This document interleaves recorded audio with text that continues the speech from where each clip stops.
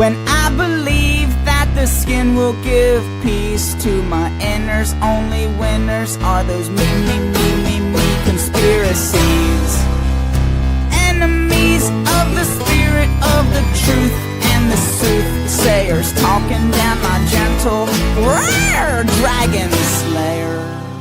That dragon ain't the love, sweet love. That dragon ain't the love, sweet love. That dragon ain't the love, that dragon ain't the love, that dragon ain't the love, sweet love. The rubbernecker ain't no lover, he's a wrecker of the family of ties. Now a word for his wives. If you see him checking out my little sister, tell that mister that his thoughts is quite contrary, and her brother's is big and scary. Their temper's hereditary. Hello, Truth Transistors. Welcome to another video. This one is going to be about the four creatures in Revelation.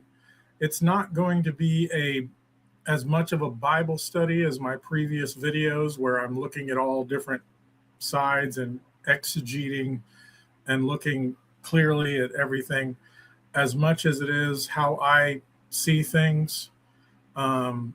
This is a combination of what the Bible says, what we see in history, what is happening today, and where I think things are going.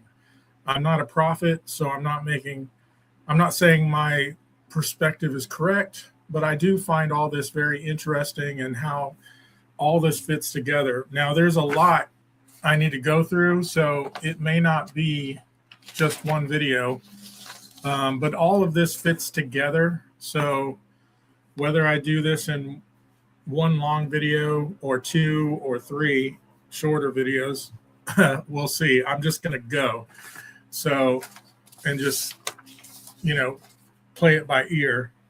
So the first thing I want to do is look at some scripture here.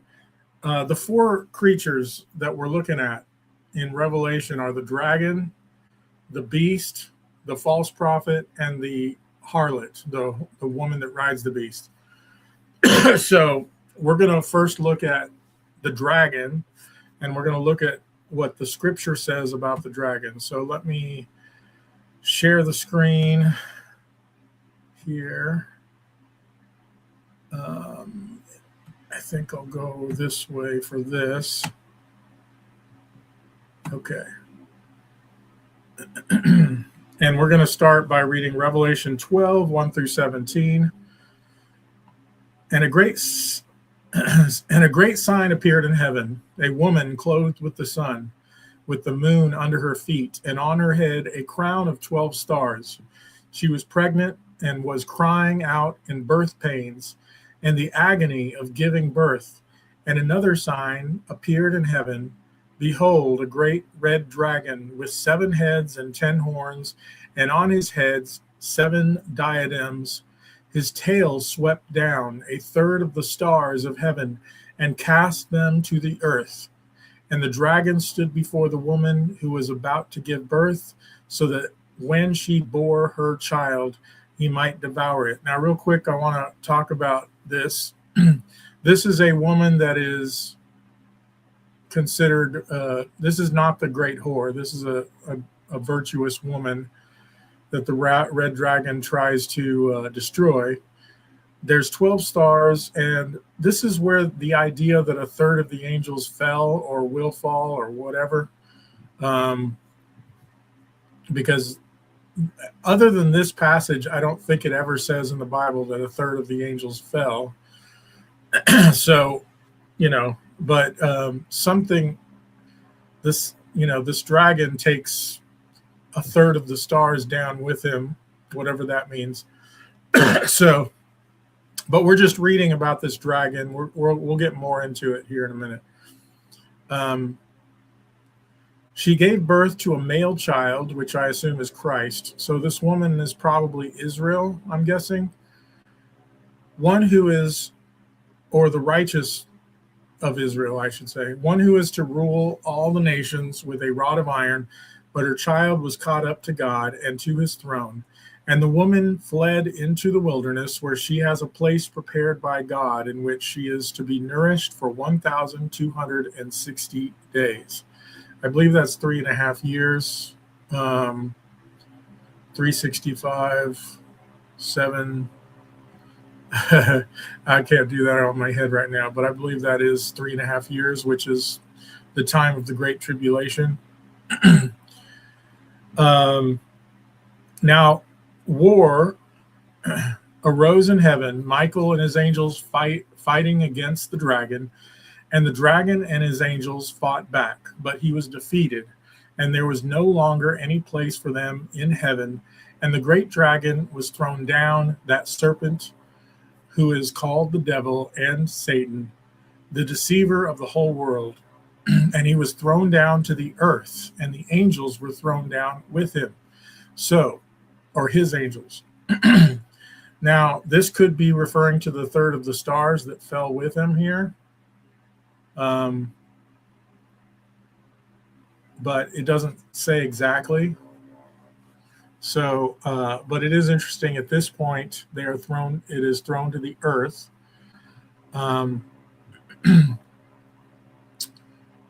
And I heard a loud voice in heaven saying, now the salvation and the power and the kingdom of our God and the authority of his Christ have come, for the accuser of our brothers has been thrown down. So one of the things about this dragon is he's called an accuser. So just something to take note of. Who accuses them day and night before God, and they have conquered him.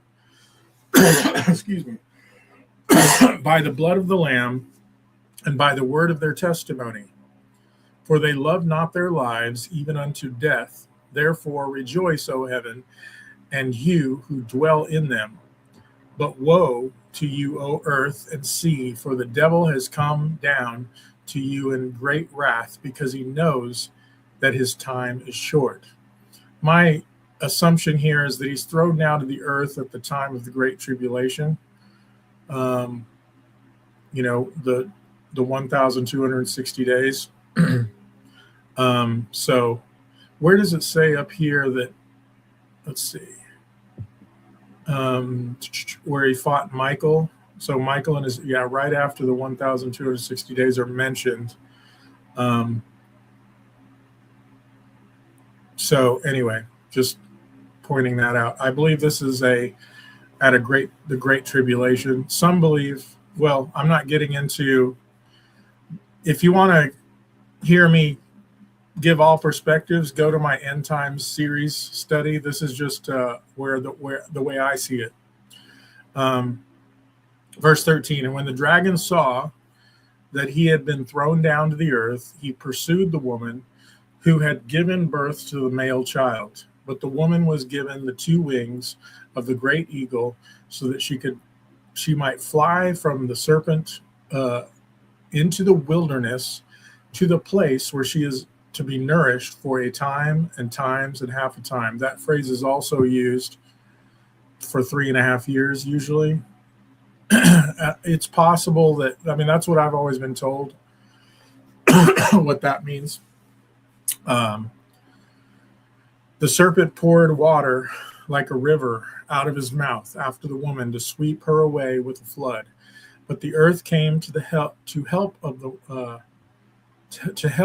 woman, and the earth opened its mouth and swallowed the river that the dragon had poured from his mouth.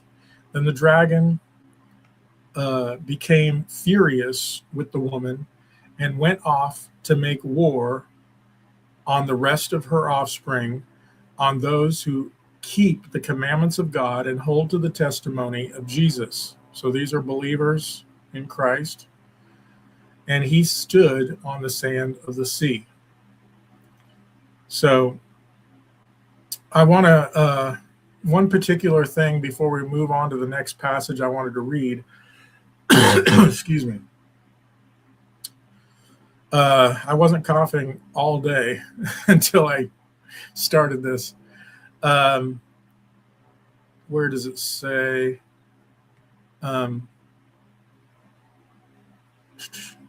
It's something about the great and the dragon. Let's see, the ancient serpent. Here's the phrase I want to focus on here. The ancient serpent, who is called the devil and Satan, the deceiver of the whole world, he was thrown down to the earth, and his angels were thrown down with him. So that ancient serpent, what I would like to do next is go to the earliest time in the Bible, Genesis 3. This is right after creation. Adam and Eve were created. There was the two trees, you know, the tree of knowledge of good and evil and the tree of life. So the tree of life they could take and eat forever. The tree of knowledge of good and evil, God said that they would die if they ate of it, right? So that's where we're picking up here. This is at the very beginning of the Bible, and this is the first time the serpent is mentioned. So the serpent of old, is that the phrase that is used here? That ancient serpent is the way this version says it. So over here, we're going to start reading about the ancient serpent at the beginning. Now the serpent was more crafty than any other beast in the field that the Lord God had made. He said to the woman, "Did God actually say you should not eat of any tree?" I want to check something real quick. Okay.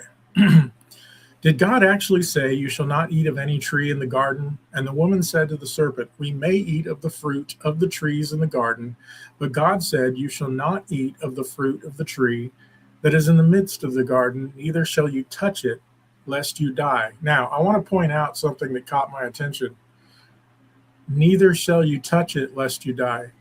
God didn't ever say touch it, but sometimes in our rules, in religion, we can add to what God said sometimes. Now, I'm not saying it's not wise to not touch it, to stay away from it. But if you go back, God never said the words, "You shall not touch it." So just throwing that in there. But the serpent said to the woman, "You will not." Oh, and by the way, the serpent, when he asked the question, he says, "You shall not eat of any tree in the garden." So he's making it sound like God doesn't want you to have anything good, right? So I just wanted to point out how the serpent will twist the words, and then the woman didn't necessarily word it back exactly the way God said it. And this is a common theme that I've noticed in religion, in sometimes doctrines that get twisted a little bit, is because of this problem here, where people don't say exactly what God said. But the serpent said to the woman, you will not surely die, for God knows that when you eat of it, your eyes will be opened, and you will be like God, knowing good and evil. So when the woman saw that the tree was good for food, and that it was a delight to the eyes, and that the tree was to be desired to make one wise, she took of its fruit and ate, and she also gave to her husband who was with her, and he ate. Then the eyes of both were opened, and they knew that they were naked, and they sewed fig leaves together and made themselves loincloths. Okay. So that's important to know. So you have these two trees, the tree of knowledge of good and evil. Now, I'm convinced that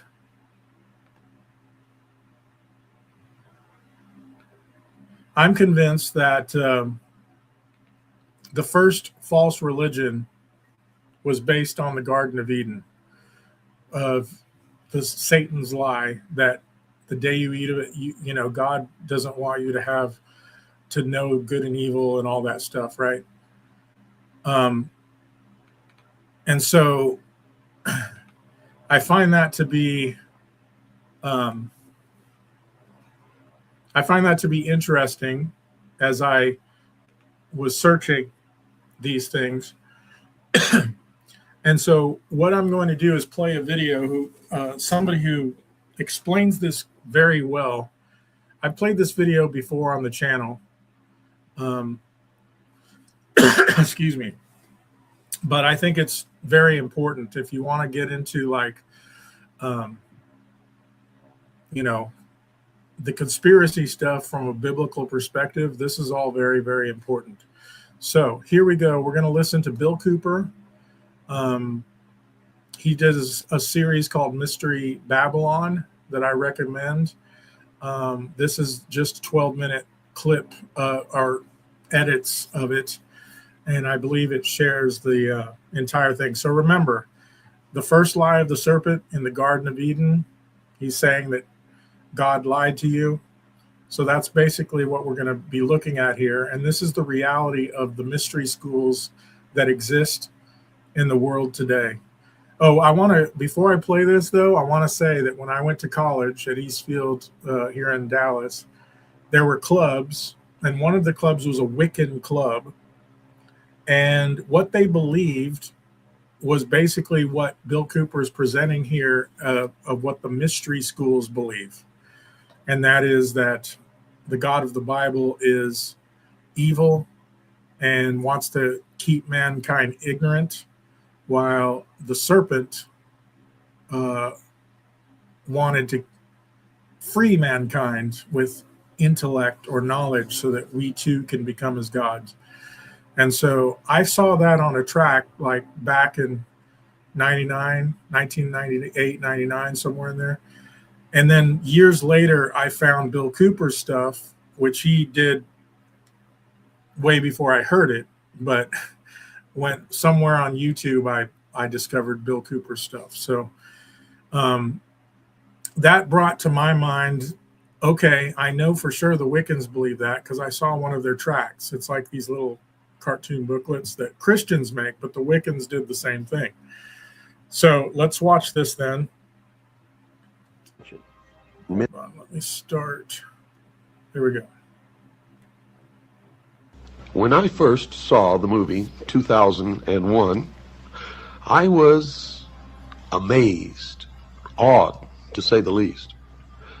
The entire scope of the movie was overpowering, and for most of the people of the world was completely baffling.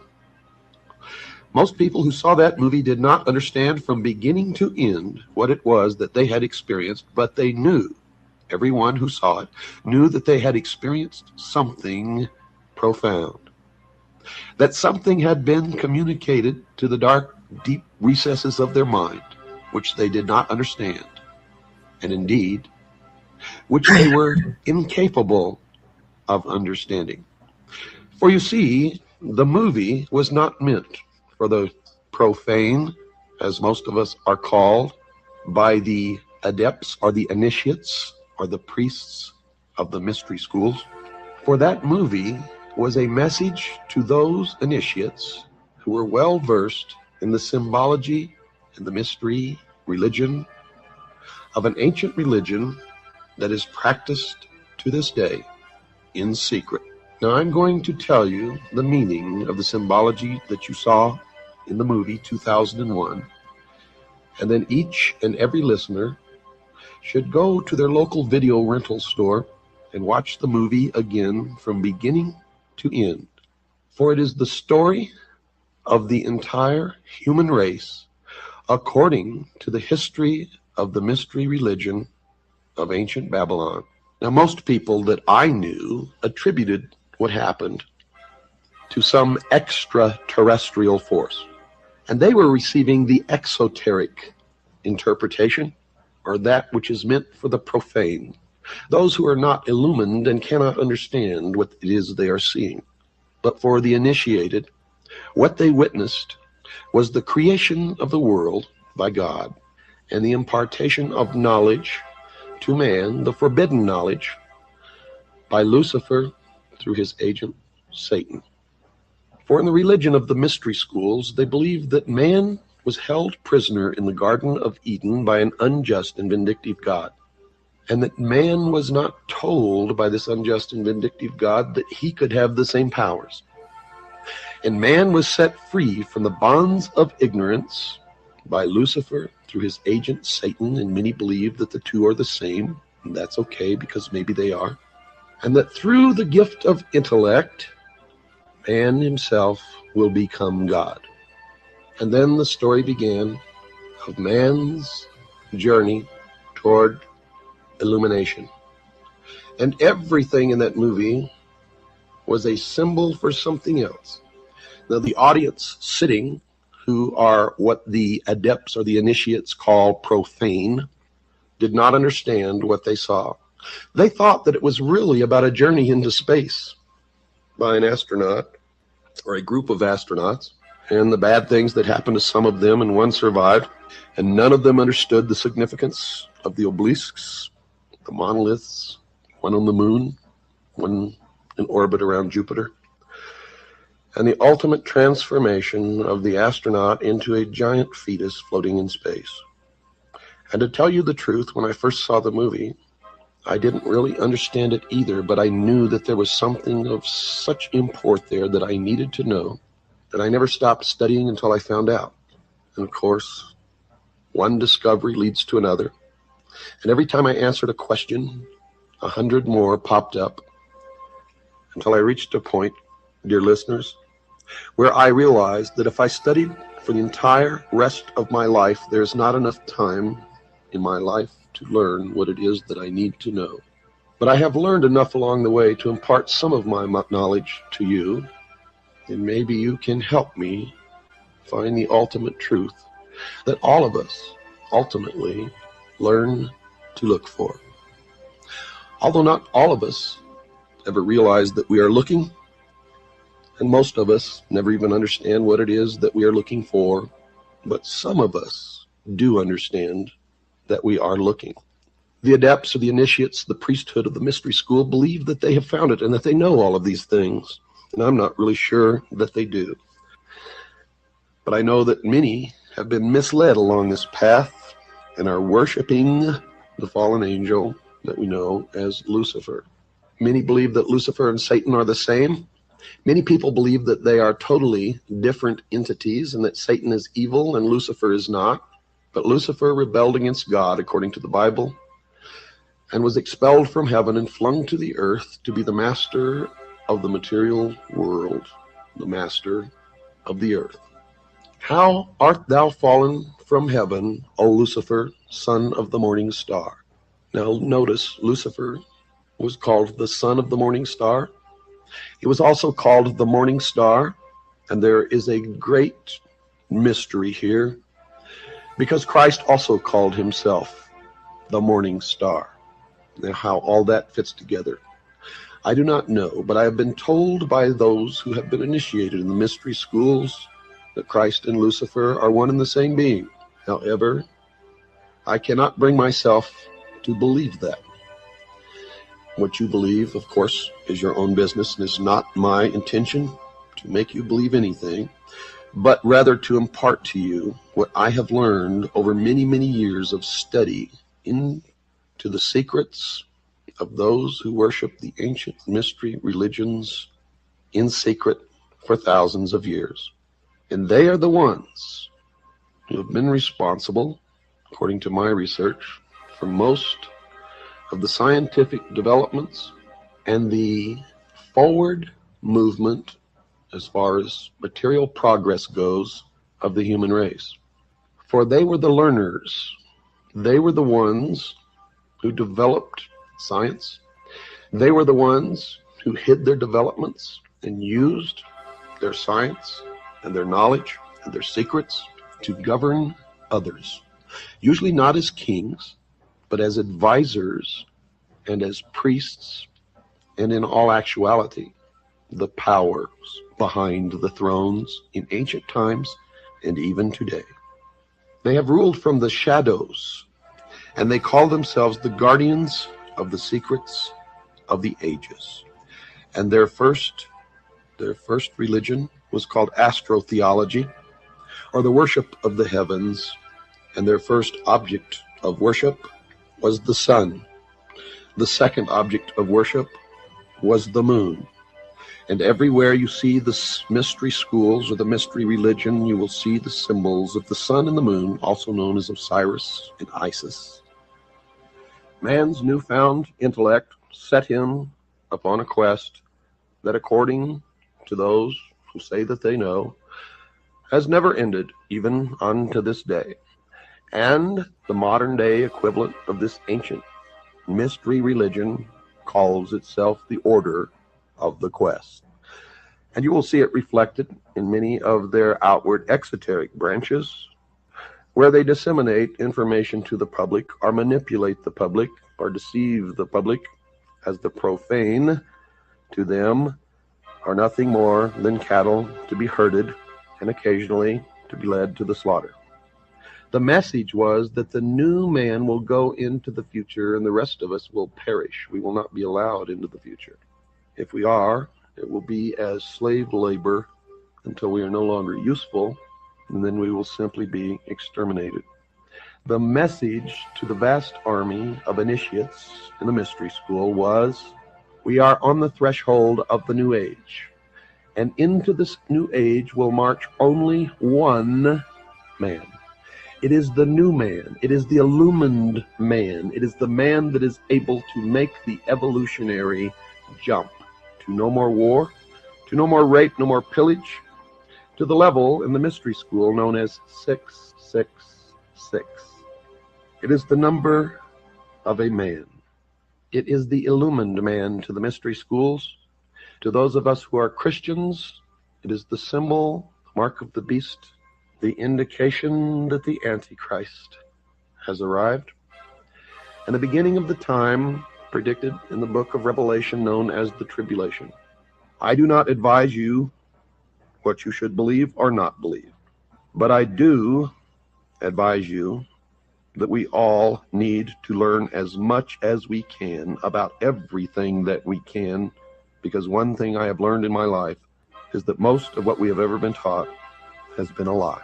And that whoever these people are, and I know who they are, and I will impart that knowledge to you, who are the priests, the adepts, and the initiates in the mystery schools, they are in control, and they are shaping the future, and that future will affect all of us.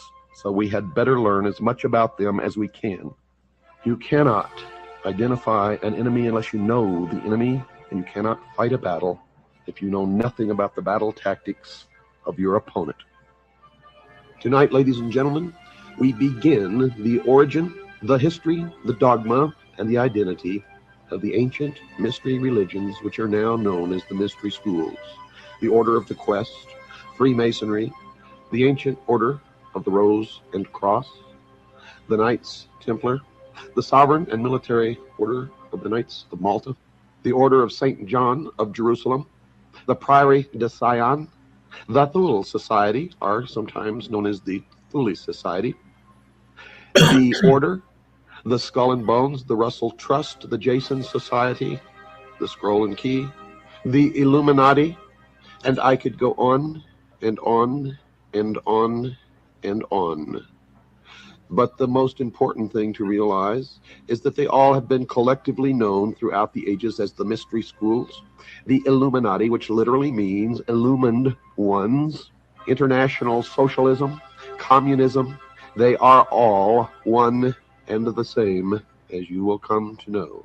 And you will understand perfectly how they've been able to infiltrate all of our society. What you hear tonight does not necessarily reflect my views, our beliefs, our religion. We have to begin in the beginning with every story and every history. And we have to begin at the beginning of mankind. And the beginning is the beginning according to the mystery religion. And they believe wholeheartedly that man is a product of evolution, not of an extraterrestrial race, and not of the creation of some benevolent God.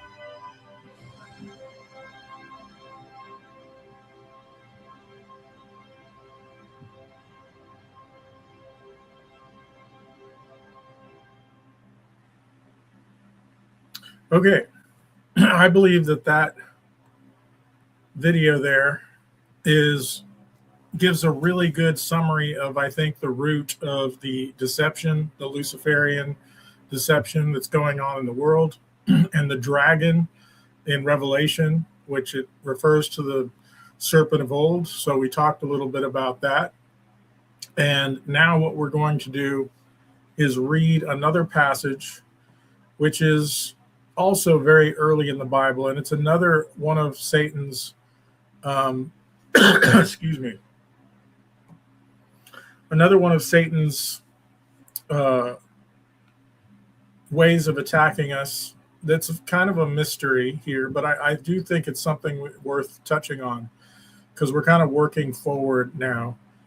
In Genesis 6, let's read this here. It says, when man began to multiply on the face of the land and daughters were born to them, the sons of God saw that the daughters of men were attractive, and they took as their wives any that they chose. Then the Lord said, my spirit shall not abide in man forever, for he is flesh. His days shall be 120 years. The Nephilim were on the earth in those days, and also afterward, when the sons of God. Now, the word Nephilim, I believe, simply means giants. And so just wanted to clarify that. That's like the Hebrew word for giants. Were on the earth in those days, and also afterward, when the sons of God came into the daughters of men, and they bore children to them. These were the mighty men who were of old, the men of renown. This is kind of a mystery passage here that people debate about, and Christians debate about. The sons of God, there's two views here. One is that it's the children or the people that were godly, that followed the Lord, intermarrying with the ungodly, but I don't know how that really produces giants. The other is that the sons of God are angels, or fallen angels of some sort that procreated with human women. So that's, oops, I forgot to put this up. There's the passage I just read. And so it's kind of a mystery, but it kind of makes me think of, the claims that people have now of abductions, and so I think that's how do I get back to the playlist here? Let's see. Yeah, there we go. So there's two videos related to that I wanted to show, not the full videos, but parts of them. So you think about that, and on one hand, you've got a claim that there were giants, and then on another hand, a claim of some kind of these fallen angels coming into human women and having children by them. So it makes me think of abductions. So I think the first one we're going to watch, let me set this up here, is about the biblical perspective of UFOs. And Walter Martin, who, let me share the screen real quick. Walter Martin is this gentleman here. And call when I first began to. I didn't mean to start it. He wrote, I have two books of his. One is called The Kingdom of the Occult. And let me make sure this is, the Kingdom of the Occult. And the other one is called The Kingdom of Cults. Walter Martin, I really recommend him. And this video is him talking about UFOs. So a Christian author talking about UFOs. So I think this is really good, what he shares here. And it's connected to one of the dragons or the serpents and his fallen angels. I guess you could say the way that their agenda or trying to destroy God's creation. So let's listen to some of this. We're only listening to about 7 minutes of it. So let's ask questions about this from the standpoint of the theological implications of unidentified flying objects. Some of my colleagues said to me, "You have done a marvelous job in research on the cult, the occult, comparative religion, and apologetics, and your other fields of expertise. Leave UFOs alone, because everybody's going to think by the time you get finished that you stepped out of a flying saucer, and no one's going to believe you." I ignored them with characteristic humility and proceeded to study even more on the subject, convinced that truth inevitably must come to the surface. I'm happy to say that after a rash of pulp publications, which are largely worthless, and scare tactics by people who have attached all kinds of things to them which have no real significance, there have been serious studies made of so-called unidentified flying objects. Weldon, a close friend and associate in research, did a tremendous job of collating a great deal of this material. In fact, I've encouraged him to publish it, and it is being published in a nice paperback book by Harvest House, A Christian Analysis of Unidentified Flying Objects. Now, you may not agree with Mr. Weldon's conclusions, but you will certainly have to pay attention to Mr. Weldon's research, because he has done his homework, and the sources are unimpeachably authentic. And the implications scientifically of unidentified flying objects and the implications that they have for those of us who are living on this earth. In the course of my investigation of these things, I've been struck by the fact that people seem to bend over backwards to explain away unidentified flying objects. Here are some of the explanations which have been given at various times by the Air Force and by official sources. Artificial satellites, temperature inversions or changes, light refraction, high-altitude weather balloons, mirages, shooting stars, marsh gas, ball lightning, and of course, the old familiar hallucination. All used as a means of discouraging inquiry into unidentified flying objects. Now, I'm sure that you're sitting there saying, "Has Martin ever been on a flying saucer?" No. Doesn't want to go either. Has Martin ever seen flying saucers? Yes. Certainly. And they are of different sizes and shapes. The question in my mind is not what, but who. I know what they are. Hynek knows what they are. The United States government knows what they are. The Soviet government knows what they are.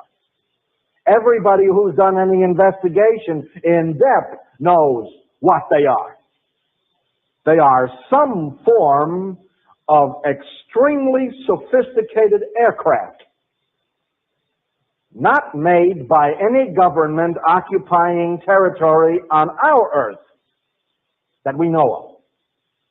Their capacities are utterly astounding.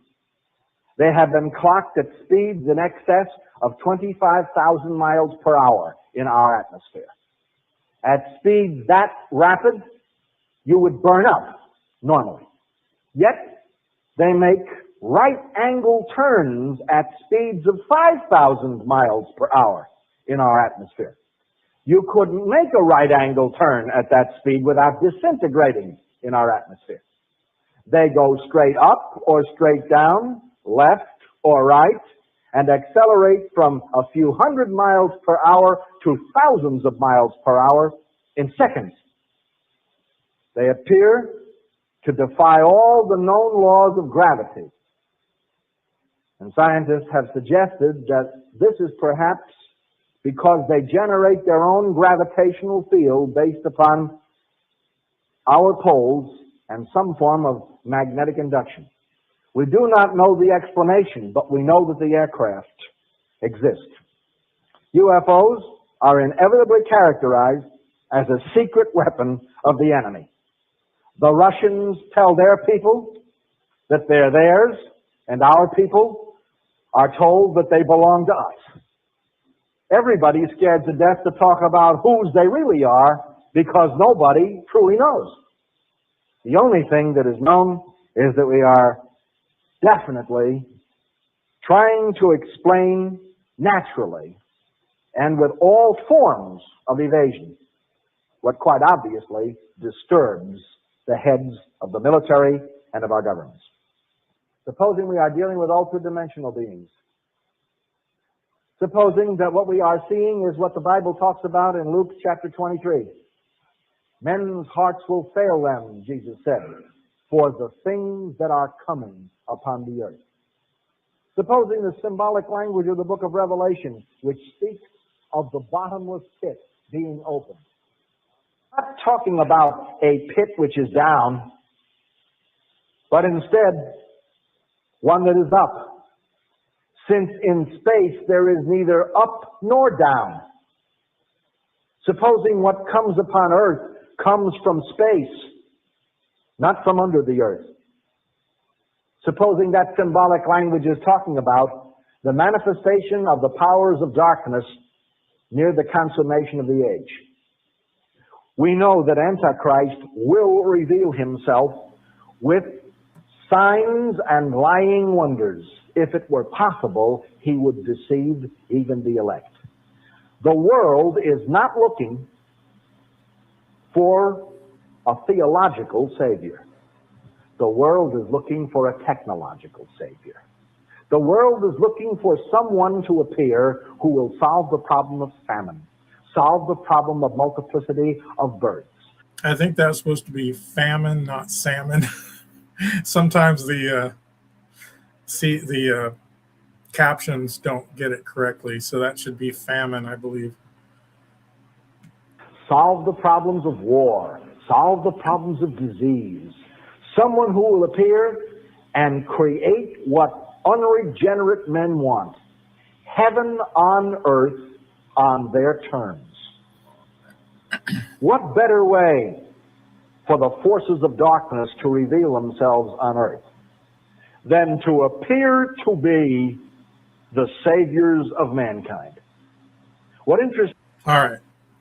I like his approach because he believes that truth is important, even if it sounds crazy. And when there's a lot of evidence historically and people's claims even today and biblical, we just talked about Genesis 6, where these angels came down, or sons of God came down to human women and bore children by them. And when you hear these ideas of people today claiming to be abducted, a lot of times it's easy for people to write that off as weird. Now, I don't know which of those are true. I have heard that those who have that experience and call upon the name of Jesus, it stops immediately. So again, I've not been there. I don't know those people, but I've heard those kinds of claims, and it makes sense if the Bible is true. Yeah, so now the other thing that was mentioned is giants. And so what I would like to do then is this video here, going back to about, let's see, there we go. That's good enough. We're going to watch a few minutes of this video. It's called A Race of Giants. Oh, by the way, I should say, let me go back here. This video here is it's all on this playlist called, on my channel, called Dragon Beast Horror False Prophet. And this is a great documentary. I don't know if this is the maker of it or if they just uploaded it, but it's a great documentary called A Race of Giants. If I were you, I would like and subscribe to their channel. But we're not playing the whole video. But if you want to watch the whole video, I recommend it. So that's where this comes from. But it's historical and archaeological evidence of giants. So that's what we're going to watch next here.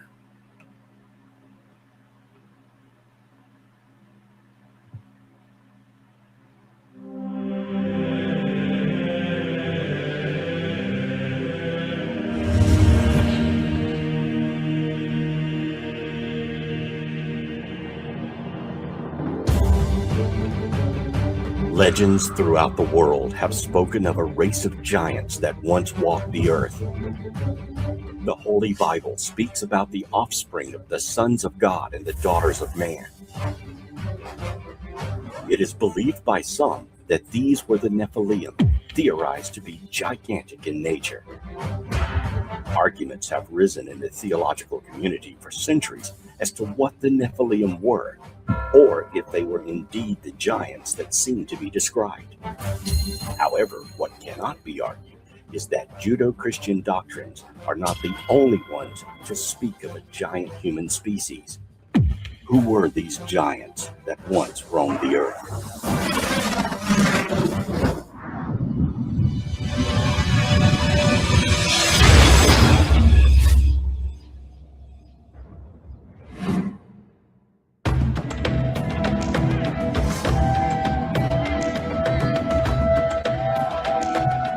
Before the Bible was even conceived of, there were oral histories passed down from generation to generation in Mesopotamia, Greece, Rome, Egypt, as well as America. Most of these legends speak of powerful gods and goddesses that were larger than life. History has relegated these legends to the myth status, and they are not seen as actual historical accounts. However, it is noteworthy that there were many of these legends all over the world at one point. How did so many different cultures who had nothing to do with each other end up with similar stories of giants? And is there evidence of the existence of giants available today? The legends of giants in Mediterranean countries were probably the most widely known and discussed.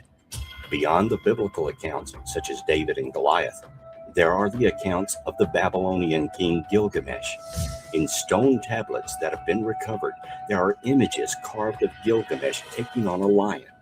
And looking at the scale of the ancient carvings, it appears this man had to have been at least 12 to 15 feet tall, taking into consideration the size of the lion he is portrayed to have slain.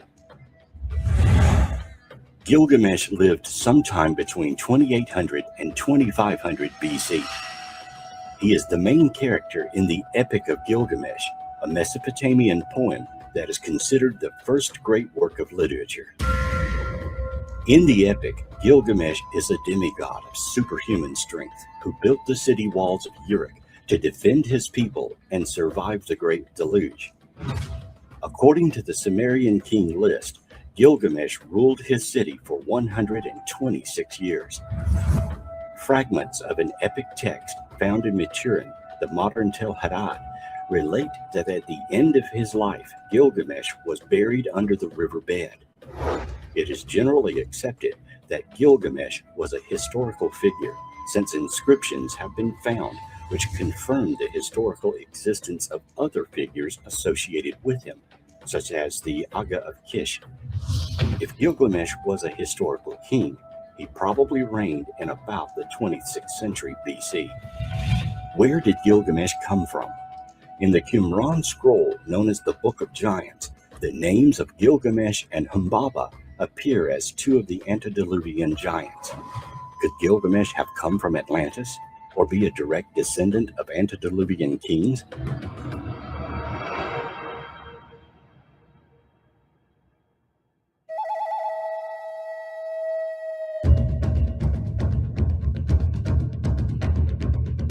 If giants existed in the past, where is the evidence? You may be surprised to find that it's been and is being discovered all over the world. Skeletal remains of giants have been discovered throughout American history and even further back. According to Native American Paiute oral history, the Sitka are a legendary tribe whose mummified remains were allegedly discovered under 4 feet of guano by guano miners in what is now known as Lovelock Cave in Lovelock, Nevada.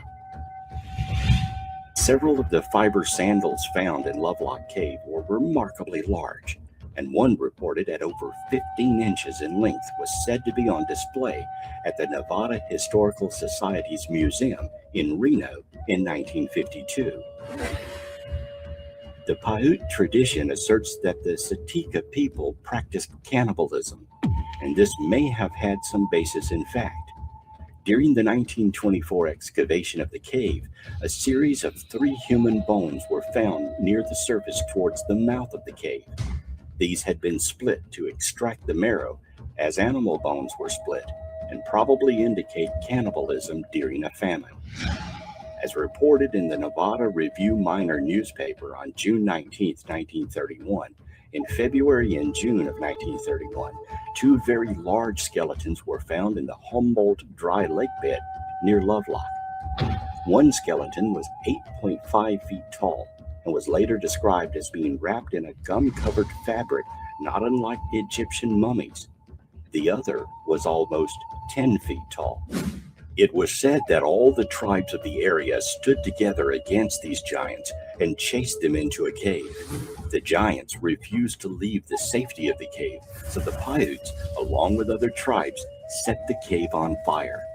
The cave then collapsed during an earthquake, sealing the entrance shut. When the area was mined for fertilizing materials, there were several fossils discovered in the early 1920s. Along with those fossils were the well-preserved human-like skeletons, 1 male and 1 female. The female was over 6 feet tall, and the male was over 8 feet tall. Along with the discovery of the skeletons, there were many other artifacts found, including a circular calendar that had the number of days and weeks of a year etched into it. In 1931, 2 more skeletons were discovered in Lockport, Nevada, that measured from 8 to 10 feet tall.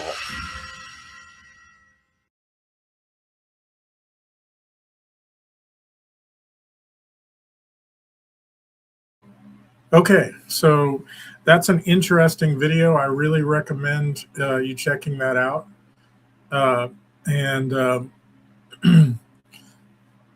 We just got a little piece of it, but the Bible talks about giants, talks about these sons of God that came down to human women. And so we're continuing this part about the dragon, the spiritual kingdom that I guess since man fell, God has given the world over to the dragon. I want to, there's a couple more verses here I want to share. The next one is, let's just go with entire screen because I'm going to, let's see, share. Okay. Next one is Job 1. It's another passage about Satan. Starting in verse 6. Now there was a day when the sons of God, so there's that term again, sons of God, came to present themselves before the Lord, and Satan also among them. The Lord said to Satan, "From where have you come?" Satan answered, and the Lord said, Satan answered the Lord and said, "From going to and fro on the earth, and from walking up and down on it." And the Lord said to Satan, "Have you considered my servant Job, that there is none like him on the earth, a blameless and upright man, who fears God and turns away from evil?" Then Satan answered the Lord and said, Does Job fear God for no reason? Have you not put a hedge around him and his house and all that he has on every side? You have blessed the work of his hands, and his possessions have increased in the land. But stretch out your hand and touch all that he has, and he will curse you to your face. And the Lord said to Satan, "Behold, all that he has is in your hand. Only against him do not stretch out your hand." So Satan went out from the presence of the Lord. Now you remember in Revelation 12, it said something about the serpent was the accuser. He goes out accusing the brethren. Let me see if I can find that real quick.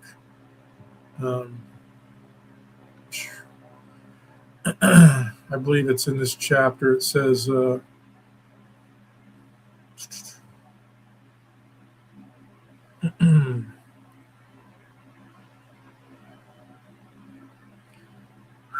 therefore, let's see.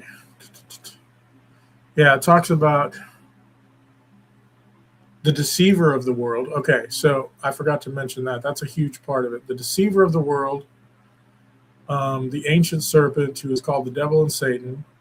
Yeah, so he's called Satan. We just saw that name in Job. I thought it said something about he's also an accuser.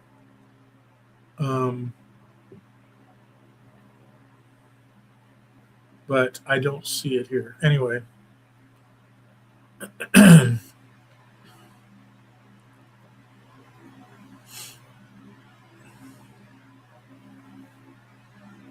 They have conquered him by the... Oh, okay, here it is. For the accuser of our brothers has been thrown down, who accuse them night or day and night before our God.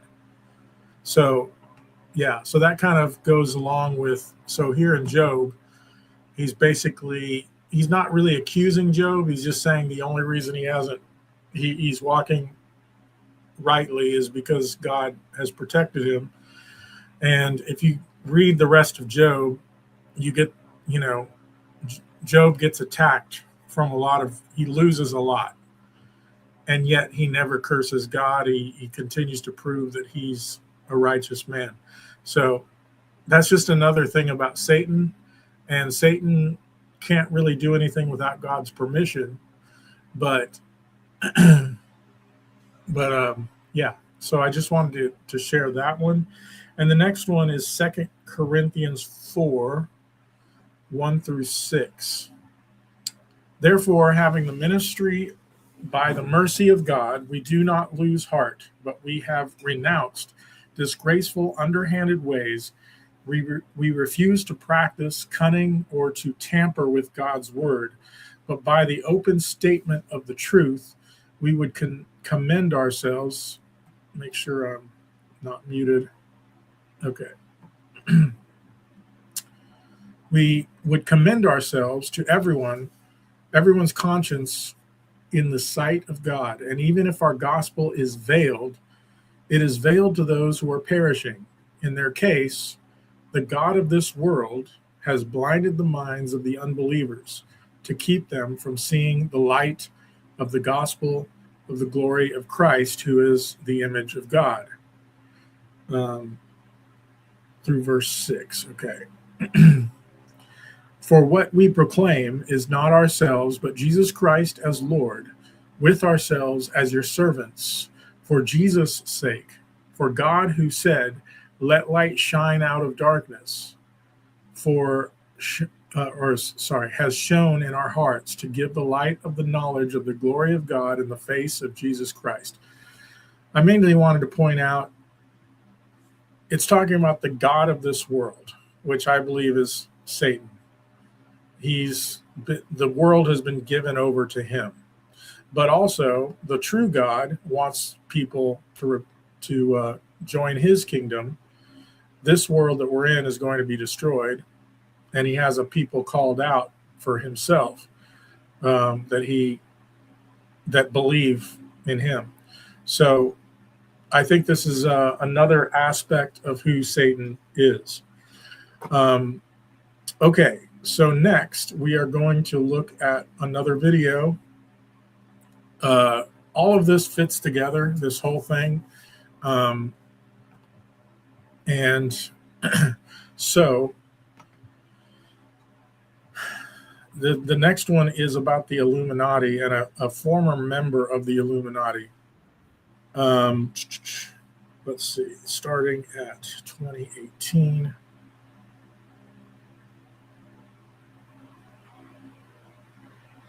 Okay. Let's see. Got our stop screen there. Okay, share screen.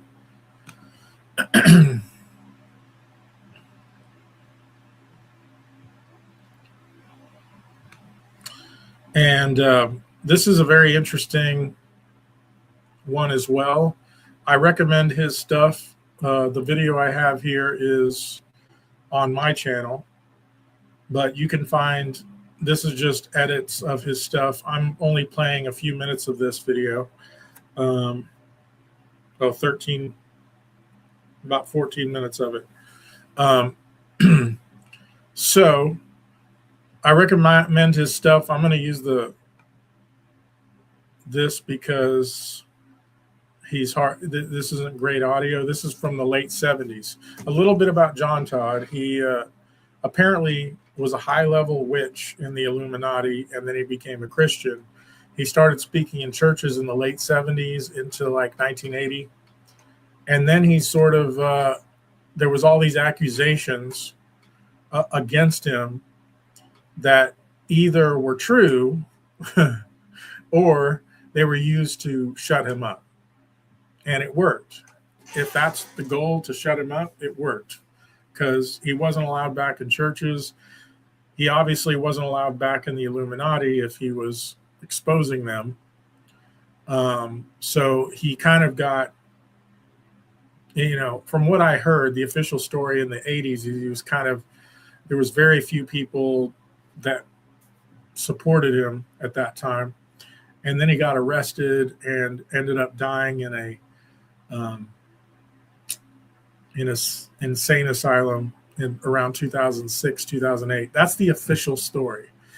Ironically, he's a mysterious figure because there's like hardly any pictures of him, and the pictures that exist are very hard to tell. There's no video footage of him, and stuff like that. So it's hard to find information about him. And so anyway, yeah, so we're going to listen to a bit of him talking about it. And I think it's interesting as well. Remember, this whole thing that we're doing today, this whole video, everything fits together. We're talking about the dragon still. This is about the religion of the dragon and somebody who claims that they came out of it. So that's what we're going to listen to now. Back out without a scratch on you, unless the Lord is there to protect you. Revelation 18:23. At the bottom of the scripture it says, "For thy merchants were the great men of the earth, and for by thy sorcerers were all nations deceived," talking of Babylon. There's no better scripture I know of in the Word of God to describe the Illuminati. Now, most people do not understand the Illuminati. How many people here have ever done any study on the Illuminati before they've heard of me? Okay. How many have done some since they've heard my tapes? A couple, okay. Boy, are the rest of you in for a surprise tonight. I don't want people to listen to me and walk out of here and just accept the things I have. I kind of like it when people go out here and say, boy, he's nuts. Because they'll go and they'll try and research to prove that I'm wrong. And the more they research, the more they start believing me. It is impossible to research history and to research the conspiracy and to research the Illuminati without coming away a solid believer. How many people have a set of encyclopedias at home, a good set? So home tonight, look up the word Illuminati. In some of the encyclopedias, you will find that it existed but does not exist now. And in other encyclopedias, you will find that it existed and still exists now. But they don't tell you anything about it. Before we go into it, I want to give you a reading list, okay? Now, I want to explain a book before I give its title, and I want you to choose carefully as to whether you want it or not. I don't want you later getting mad at me because I recommended it. It is not a Christian book. It is not a political book. It is an Illuminatus book. The book was ordered, written, and produced by Philip Rothschild, the leader of the Illuminati in this day and age. It was ordered, written by a woman named Anne Rand, and she was at that time one of Philip Rothschild's mistresses. It was written some 12 years ago. She was already a well-known author, and her books sell nationwide. Mostly people who read them are communists. And she wrote this book. It was supposed to be a novel. It's 1,100 pages, so if you don't like to read, don't buy it. And it was written as a novel, supposedly, but it is a code book. And within the book is a step-by-step plan to take over the whole world by taking over the United States. The book is called Atlas Shrugged. Now, this is the warning that goes with it. I'll be talking about occult books tonight and how demons are in occult books and in their music and so on. This isn't so with this book. They didn't place a spell on this book because they did not want people to buy this book other than those told to buy it within the occult and within the Illuminati. They're extremely mad because just this year alone they sold several million of them, mostly to Christians, and they don't like that. In fact, they've tried to stop printing it, but people don't want to stop printing it. They're making so much money. The bad thing about it, though, is that since it is written as a novel, it has some passages that I think might belong in Hustler or other places. Maybe out of 1,100 pages, you might count 5 that are this way. You can tear them out and throw them away. They're stuck in there on purpose to keep Christians from reading the book. So if you should get to a passage that is a little something you shouldn't read, just turn to the next page. It'll be over by then, and you can go on with the story. Now, if you don't like to read, skip the first 200 pages. But after about the first 200 pages, 8 chapters, 9 chapters, something like that, it starts showing you that everything that is happening is conspired to happen. And I'm going to give all these things, and I want to say something before I give the rest of the reading list. The common name for the Illuminati is the conspiracy, or the Great Conspiracy. Now, until we lost the school system to people within the Communist Party and within the organization of the Illuminati and so on, you were taught in your history classes, and some people can remember this if they want to confess up to being that old, that history was taught that it happened because somebody conspired for it to happen. Then we didn't want in this nation anybody to get ideas that maybe our government was a conspiracy, so they decided to start teaching that it just happened because it happened. You know, World War II happened just because some people got mad. World War I happened because some people got mad. The Depression happened because we bought too much too soon without enough money. They did not want anybody to get the idea that it all happened because somebody conspired for it to happen. But I hope to accomplish one thing tonight more than anything, that I will change your attitude, that I'll set new forms, or patterns, or whatever in your life, that you will walk out of here and when something happens, you'll go, now I wonder what they're really up to. Now I'm going to say many things tonight that a lot of people will try and go out of here and say that I'm anti-American. No, I'm extremely pro-American. I couldn't be that till I became a Christian. But I'm extremely pro-American. I am just anti-government that exists within America today, because it is not the government of the people any longer, and I'm pro-people government. Now, the power of the Illuminati, and I'll give an explanation. The Illuminati is as following. Okay, first, most people found the Illuminati in things that have crossed their path. People found it in the occult, and mistakenly they have said, aha, the Illuminati is the occult. Then they have found it in the Masons, and they said, aha, the Illuminati is the Masons. Then they have found it in politics. They said, oh, it's politics. So they found it in the international banking system, or they found it in Zionism. So they list it as just being that. Actually, it is all these things and much more.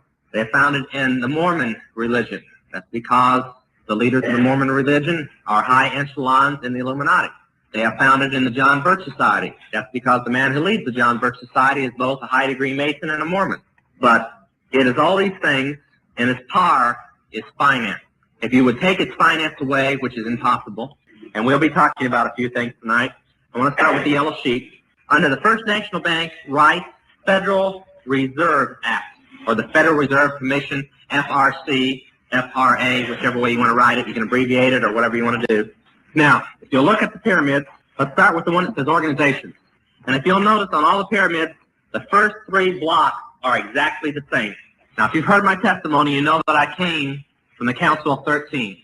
Now, I want to stop, take about 3 minutes to explain the doctrine of the high part of the occult. The last 4 levels of the occult, or the last 3 levels of the occult, the 4th, 5th, and 6th level, and most of the modern cults today, particularly Mormonism, believe the same thing.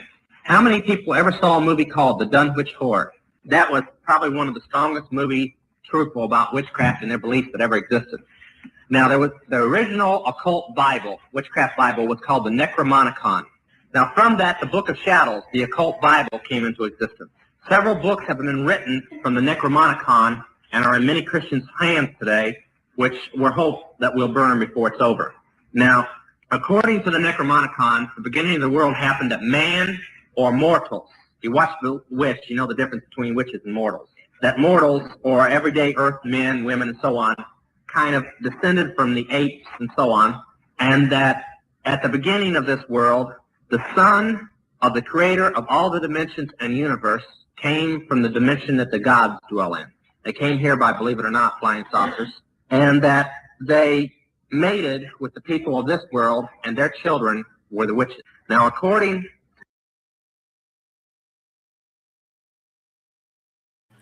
I forgot that was in there, but that connects to what, the UFO thing and what we were, talking about before. But so I just wanted to pause and because he talks about mating with coming from their world and all that. And that's what they believe in the Illuminati too. To it, the little people were the witches, the fairies, the hobbits, the elves, and so on, and they were the dwellers of this world. And then through intermarriage, they started becoming everyday people. Now, the son of Lucifer was called Adam.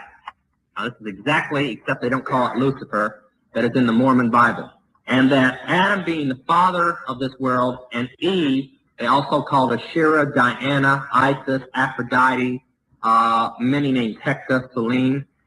In other words, the mother of creation was his wife.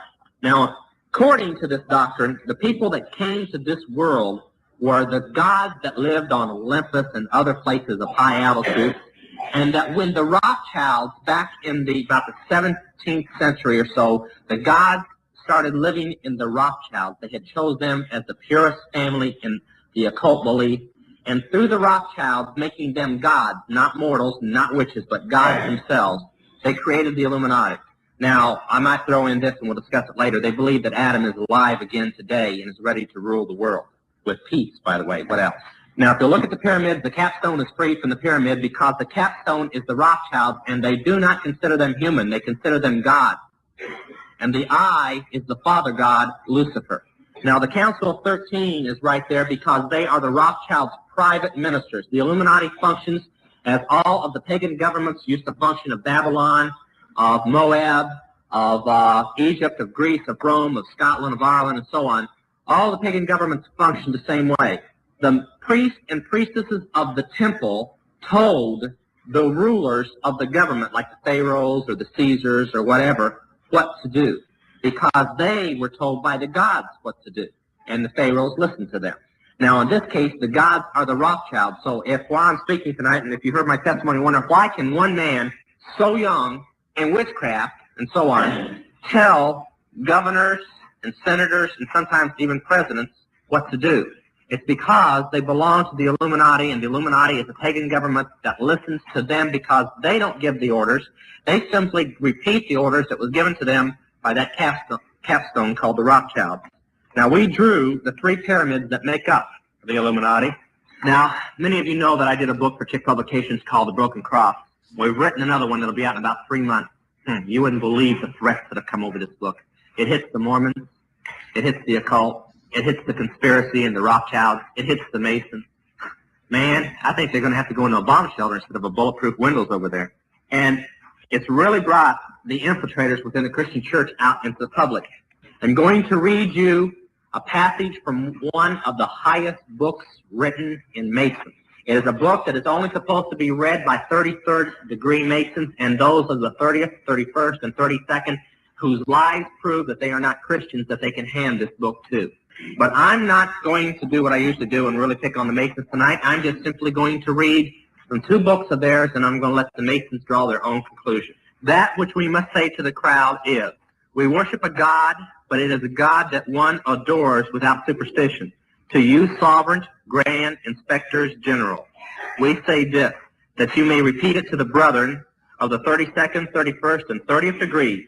The Masonic religion should be by all of us initiates of the high degree, maintained in the purity of the Luciferian doctrine. If Lucifer were not God, would Abaddon, now before I go on, I want to say Abaddon is found in Revelations for you students of Revelation as the keeper of the pit, the demon over all the rest of the demons. Would Abaddon, the God of the Christians, whose deeds prove his cruelty, profanity, and hatred of men, barbarism, and repulsion for science, would Abaddon and his priests culminate him? Yes, Lucifer is God. Thus, the doctrine of Satanism is a heresy, and the true and pure philosophical religion is the belief in Lucifer, the equal of Abaddon, Jesus Christ. But Lucifer, God of light and God of good, is struggling for humanity against Abaddon, the God of darkness and evil. They're calling Jesus Abaddon. They're calling Lucifer everything we believe of Jesus, and Jesus everything we believe of the devil. And that's in one of their own books. Now, if you'll notice on this 3 blocks of any of them, you'll notice the Council of 33. The Council of 33 is the following. Within the Masons, there are the 32nd degree, then there is the honorary 33rd, and then there is the 33rd. I'm going to read you from the Lost Keys of Freemasonry. written by Manly P. Hall, a 33rd degree Mason, and co-authored by another man, a 33rd degree, and illustrated by a 32nd degree Mason. All were in the Masons. This was written in 1942. It's a book for Masons only. I'm going to read you the initiation to become a member of the Council of 33, the third, or actually the second highest council within the Masons. Within the Illuminati. When the Mason learns that the key to the warrior on the block is the proper application of the dynamo of living power, he has learned the mystery of his craft. Deceiving. I believe that's supposed to be living power, Power. Another mistake of the earlier when it was talking about different empires, Babylon, Egypt, Rome, and Greece. I think it said grief for some reason. So the captions aren't perfect here. But anyway. Energies of Lucifer are in his hands. And before he may step onward and upward, he must prove his ability to properly apply energy. He must follow in the footsteps of his forefather, Tubal-Cain, who with the mighty strength of the war god hammered his sword into a plowshed. When I was in the occult, I complained at our council meetings because the 33rd council had so much power, and I felt it was unjust because I had proven myself so greatly to Lucifer, witches are very proud people. And I complained that they didn't do the same thing. Now, we really didn't know what the Council of 33 did or what their rights were because we were occult and they were Masons. When I got saved and saw this, I found out they did do the same thing. The warrior on the block right, remember I said they must prove their ability to properly apply this energy? The warrior on the block right is human sacrifice. They did do the same right. The very leaders that lead the Masonic belief, remember they said of the high initiates, they laugh at the Blue Lodge and those below them because of what they really know and who they really worship. Okay, I will stop that one there. But again, I think this is to show you. So you have this dragon in Revelation and throughout Scripture, this Satan, the devil. And you saw earlier, I shared the Mystery Babylon, the Bill Cooper thing about the root of the religion of the Luciferians. And then John Todd shared his testimony about how he was in them and how they have control over the governments. And and their goal is to create a one world totalitarian government, which leads us into the next thing in Revelation, the beast. So we're going to read about the beast now. And this is in, let's see, Revelation 13. So let's go to entire screen. I'm going to do it this way.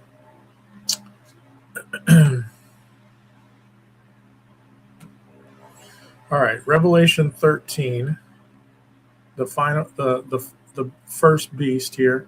And I saw a beast rising out of the sea with 10 horns and 7 heads, with 10 diadems on its horns and blasphemous names on its heads. And the beast that I saw was like a leopard. Let me make sure I'm not muted. Okay. Sorry. Where was I? Oh, the beast that I saw was like a leopard. Its feet was like the feet of a bear, and its mouth was like a lion's mouth. And to it, the dragon gave him his power. So this beast, whatever this beast is, the dragon gives him his power and his throne and great authority. So it seems like political power as well. One of its heads seemed to have a mortal wound, but its mortal wound was healed, and the whole earth marveled as they followed the beast. And they worshipped the dragon, for he had given his authority to the beast, and they worshipped the beast, saying, "Who is like the beast, and who can fight against it?" And the beast was given a mouth, uttering haughty and blasphemous words, and it was allowed to exercise authority for 42 months. It opened its mouth to utter blasphemies against God, blaspheming his name and his dwelling, that is, those who dwell in heaven. Also, it was allowed to make war on the saints to conquer them. So this beast system, or this beast, is persecuting God's people or trying to conquer them, and in various ways. I think one of the ways is through deception, because you go back to chapter 12, it called the dragon a deceiver of the world, also an accuser, right? And authority was given it over every tribe and people and language and nation, and all who dwell on the earth will worship it, everyone whose name has not been written from the foundation of the world in the book of life of the Lamb who was slain.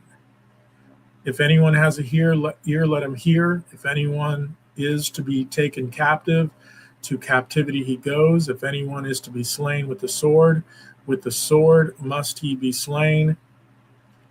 Here is a call for the endurance of and faith of the saints. So the main thing I want to focus on here is that authority was given to it over it'll conquer the whole world politically, whatever this is. Now,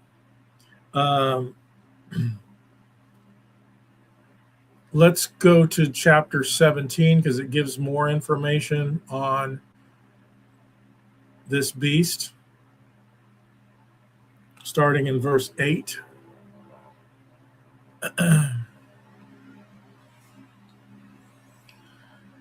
The beast that you saw was and is not and is about to rise from the bottomless pit and go to destruction. I don't know what that means exactly, when it says was, is not, and is about to rise from the bottomless pit. I don't have a specific view on that. And the dwellers on earth, whose names have not been written in the book of life from the foundation of the world, will marvel to see the beast, because it was and is not and is to come.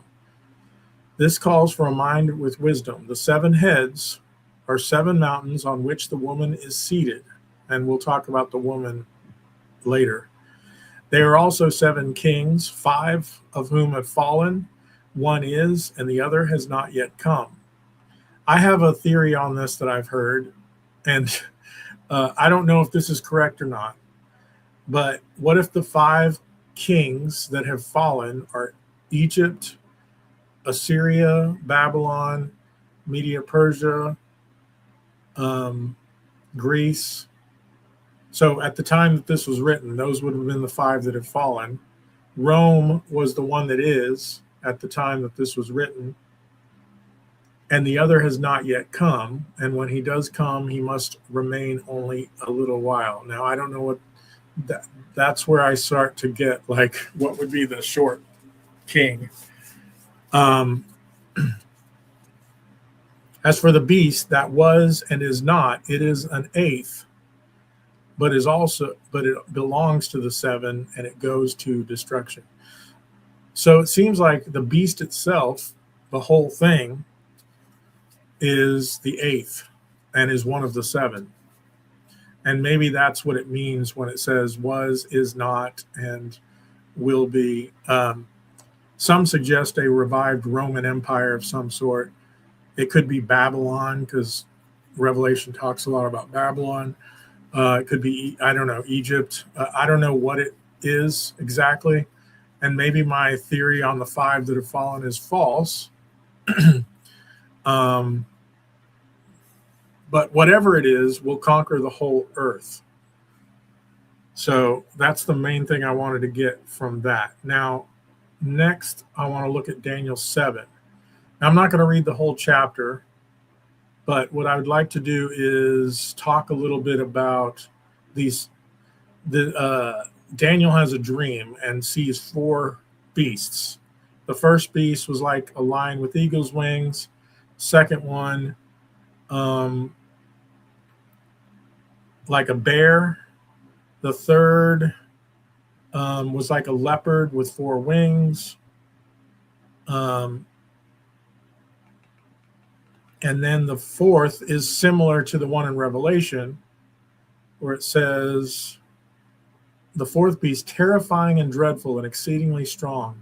It had great iron teeth.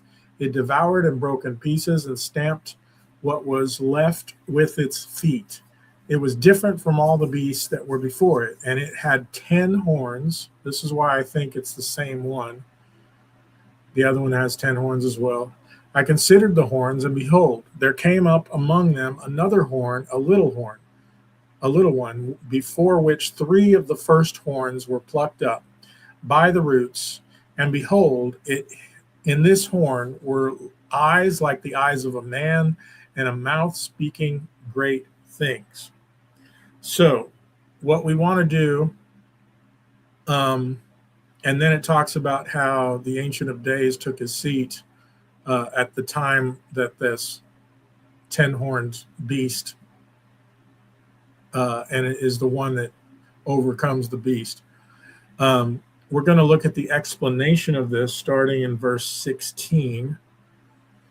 I approached one of those who stood there and asked him the truth concerning all this. So he told me and made known to me the interpretation of the things. The 4 great beasts are 4 kings who shall arise out of the earth, but the saints of the Most High shall receive the kingdom and possess the kingdom forever and ever.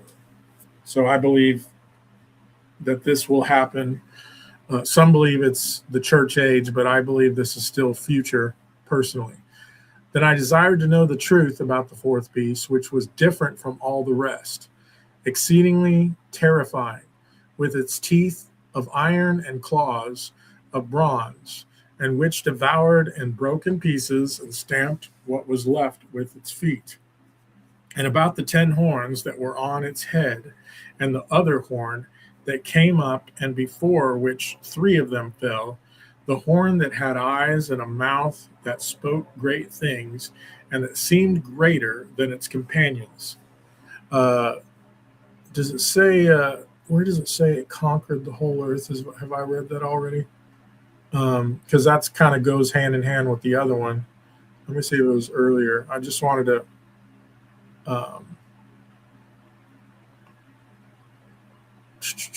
it devoured, terrifying and dreadful, stamped what was left with its feet. It was different from all other beasts that were for it. Okay, it doesn't say that there. Just says it stamped what was left. I think there's a passage that says, maybe I haven't gotten there yet.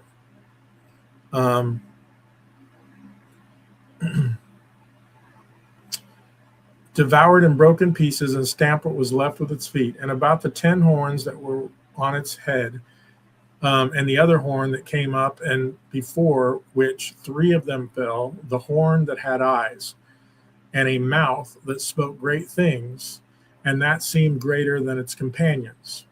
As I looked, this horn made war with the saints and prevailed over them, until the Ancient of Days came, and judgment was given for the saints of the Most High, and the time came when the saints possessed the kingdom. Through verse 27. I'm going to go ahead and keep reading. Thus he said, as for the 4th beast, there shall be a 4th kingdom on earth, which shall be different from all the kingdoms, and it shall devour the whole earth. So I just needed to keep reading. That was a big part of it. I think in the other one it says, every tribe, tongue, and nation will bow down to this beast.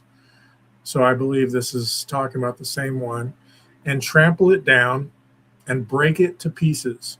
As for the 10 horns, out of this kingdom 10 kings shall arise, and another shall arise after them. So I think it's going to be some sort of confederation of 10 kings that is established on the earth before the 11th horn arises. Many believe is the Antichrist, which I also believe. He shall be different from the former ones, and shall put down 3 kings. So he'll subdue 3 of the 10, and he shall speak words against the Most High, and shall wear out the saints of the Most High, and shall think to change the times and the law, and they shall be given into his hand.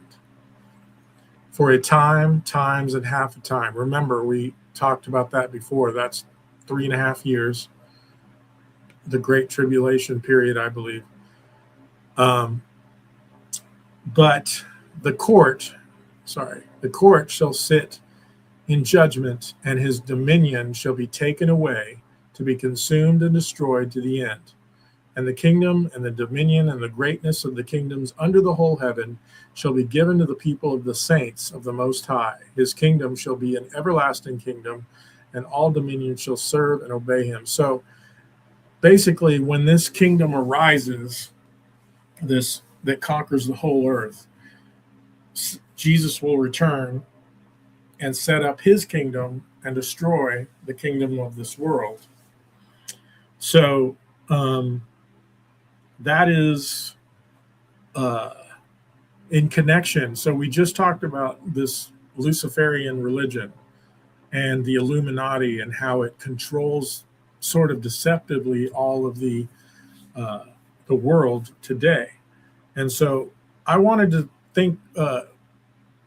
play a bit of a video about these 10 horns and what I think they are.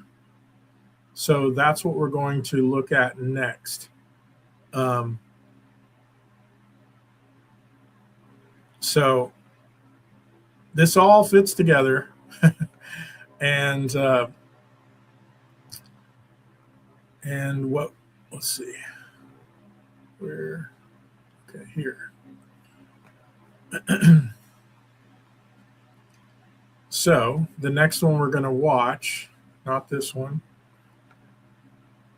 is the 10 Kings prophecy and the club. All right, let me start this over. And this one is called the 10 Kings and the Club of Rome. This is on this playlist, but I'm not playing the whole thing here. I don't think I am. Actually, I am. It's fairly short. So this is by Ajarn Spencer. So like and subscribe to his. I'm going to go ahead and hit the thumbs up here. So that's what we're going to watch next. All right. All right, let's jump right in. Today, we're diving into a really fascinating connection, one that stretches back thousands of years. We're talking about a 2,000-year-old prophecy and a modern plan for global governance. Now, what if that ancient vision is actually playing out right now in our world? Let's dig in and see. So this is really the heart of it all. Could a prophecy from 2 millennia ago actually be a roadmap for a modern global plan? I mean, could some cryptic passage from the Bible really lay out a blueprint for a future world government? It sounds pretty out there, right? But stick with me because we're about to look at the evidence that has so many people convinced this is exactly what's happening. Okay, so to get started, we have to go way back. We're heading into the ancient world, specifically to the visions you find in the books of Daniel and Revelation. And what these texts describe, well, it's a picture of a final global power structure that's supposed to emerge right before the end of the age as we know it. And this verse right here, this is the absolute key. Listen to this. The 10 horns that you saw are 10 kings who have received no kingdom as yet, but they receive authority as kings with the beast for 1 hour. So you've got 10 horns, which the text itself says are 10 kings. They're not in power yet, but they get this short, intense burst of authority, and they share it with this figure called the beast. So you're probably wondering, what on earth is the beast? Well, let's be clear, we're not talking about a literal monster. In these prophecies, the beast is a symbol. It represents a final, oppressive, world-ruling authority. A lot of people who study this believe it's talking about a kind of revived Roman Empire, fronted by a single, powerful, and very charismatic world dictator. Okay, so what about these 10 kings? Who are they? Well, people have been trying to pin this down for centuries. I mean, you had Sir Isaac Newton, yes, that Isaac Newton, who thought they were the ancient tribes that broke up the Roman Empire. Then, much more recently, in the 20th century, people looked at the European Economic Community, which for a time had 10 member nations, and thought, aha, that's it. But here's the thing, and this is really important. The prophecy says 10 kings, leaders, not necessarily 10 nations. That distinction is going to be crucial. All right, now let's hit the fast forward button. We're jumping from ancient scripture all the way to 1968, because that's when a very influential global think tank was created. And what they proposed offers a really strange modern parallel to everything we've just talked about. So we're talking about the Club of Rome, and it's really important to get this straight. This isn't some shadowy secret society meeting in a volcano lair. It's a public think tank. We're talking scientists, economists, former heads of state, a collection of global intellectuals.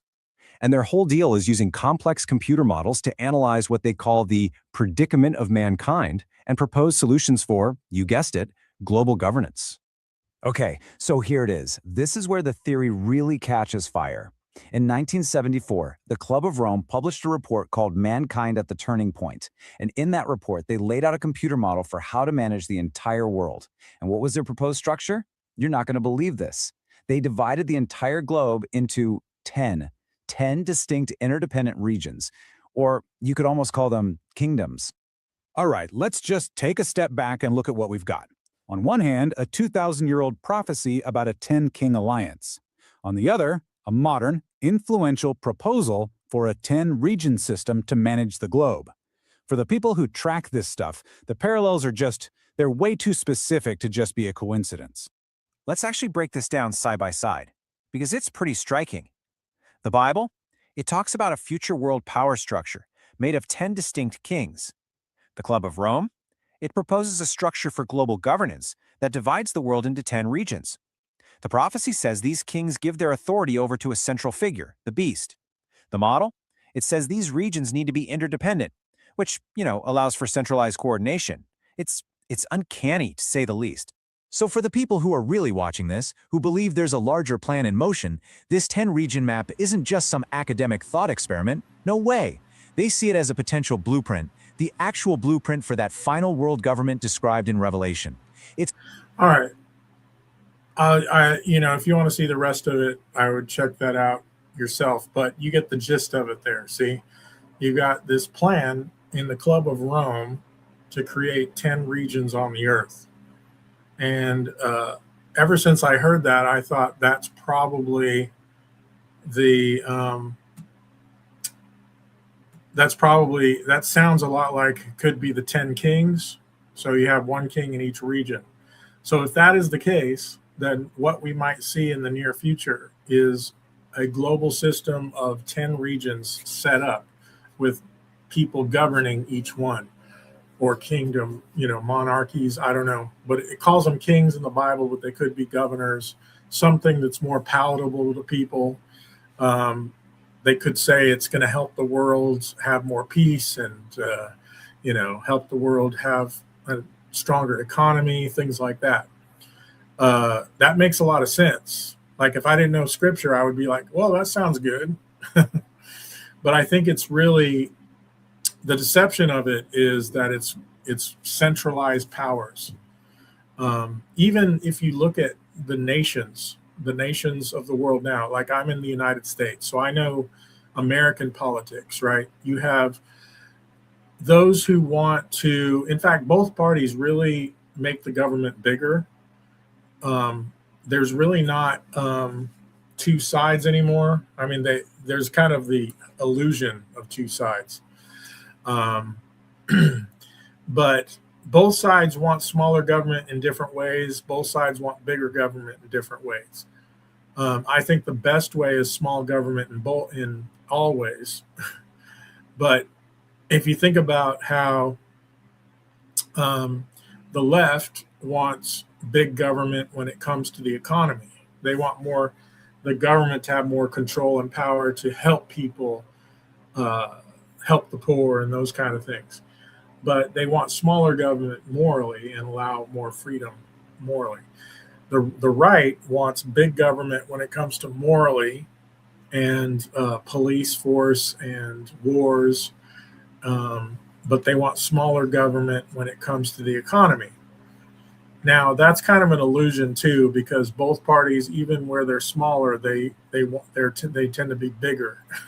So on the left, they still are quite authoritarian in many ways, and on the right, they still have a huge, hand in our money, and control over the finances and stuff. So it's really not two choices. They're both trying to gain more centralized power in the United States. And I'm sure that that's common in most countries where people look to the government to help save them, whether it's environmentally or, economically or, what do you call it? Like help solve all our problems, basically. And by doing that, it sounds good if the government is not corrupt. But if it's corrupt, all it does is creates more of a power structure, and the people are basically enslaved by that system. So I think that that's where we're heading on a global scale, that this is going to sound good. People want wars to be stopped. People want a better economy and all that stuff. But they're going to use that to say, we can help you. And then people are going to willingly give that up, their freedoms up for this, because they think that freedom is what failed us. And it really wasn't freedom that failed us. Even with freedom, there's going to be problems. But I think there's more problems, maybe an illusion of help until they have ultimate power. But anyway, but yeah, I think the Club of Rome with the 10 regions fits in nicely with the 10 horns. And I think that might be where we end up in the near future. So next, I'm going to play a video, or a section of a video. Now, this is a series of long, okay, let me get out of here. A series of long,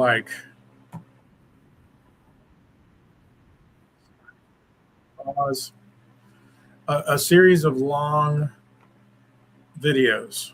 I really recommend, now this is under Christian Video Vault. I don't know if the originals are actually directly on YouTube or not, but this is where I found them, Christian Video Vault. But it's a series of videos called The Secret Mysteries of America's Beginnings, Volume 1, The New Atlantis.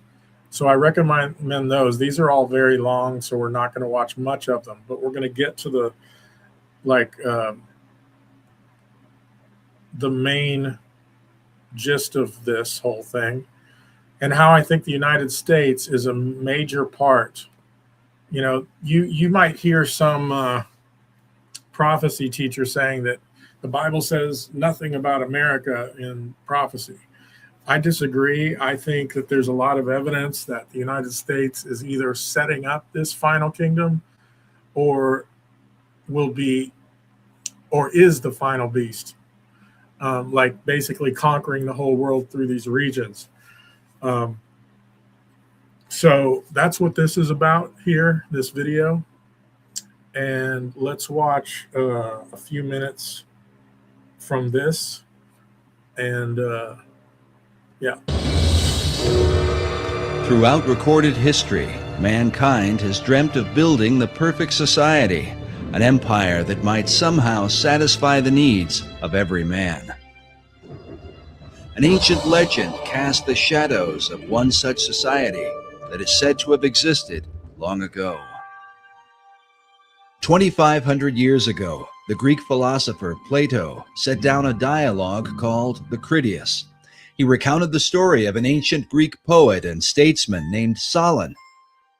Solon had journeyed to Egypt in search of wisdom to help the government of his beloved Greece. The Greeks had been beset with factions and troubles, so Solon took counsel from the priests of the city of Sais.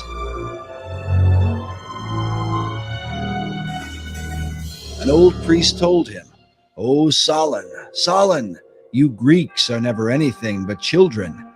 There is no old opinion handed down among you, nor any science that is white with age."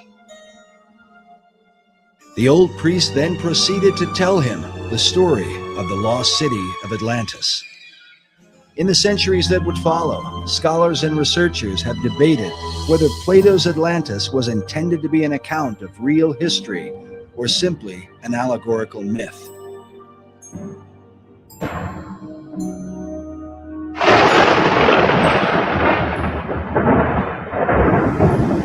Some even suggest that Atlantis was really the antediluvian world, the wicked society destroyed by the wrath of God in the great flood of Noah.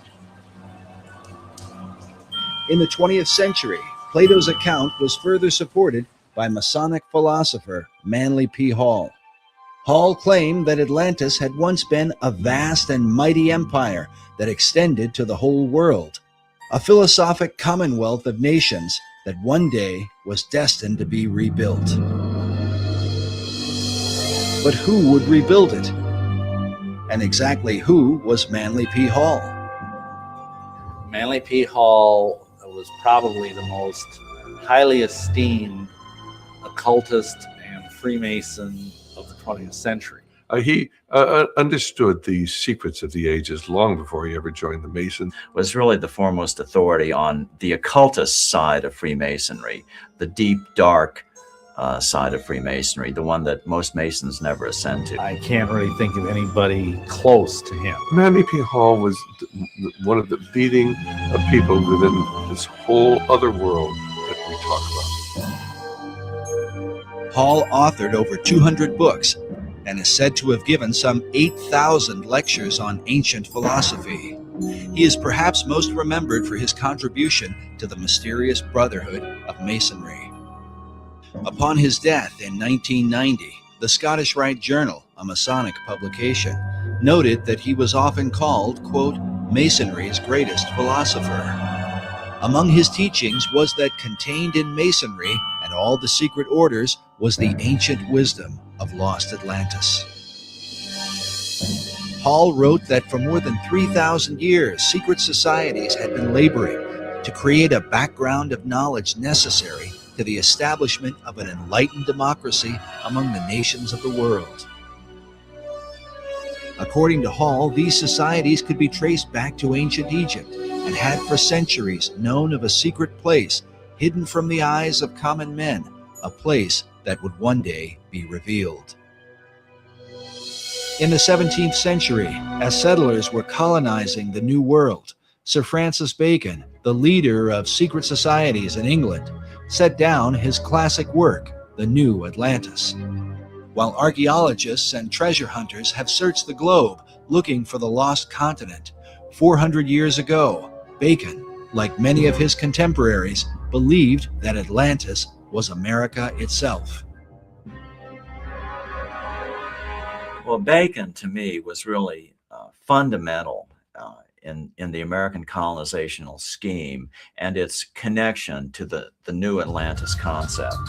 He was trying to lay a foundation for what could be accomplished in the New World. While the Atlantis of Plato was a mighty empire known for the philosophy of its kings, Bacon would write of a nation governed by scientific achievement, filled with marvels and wonders never before seen. Bacon was talking about this new nation, talking about submarines, talking about unimaginable weapons of war, talking about flying machines and tall buildings. How did he come into possession of this knowledge? Did Francis Bacon outline the course of the New World before its time? And if so, by what power was he inspired to do so?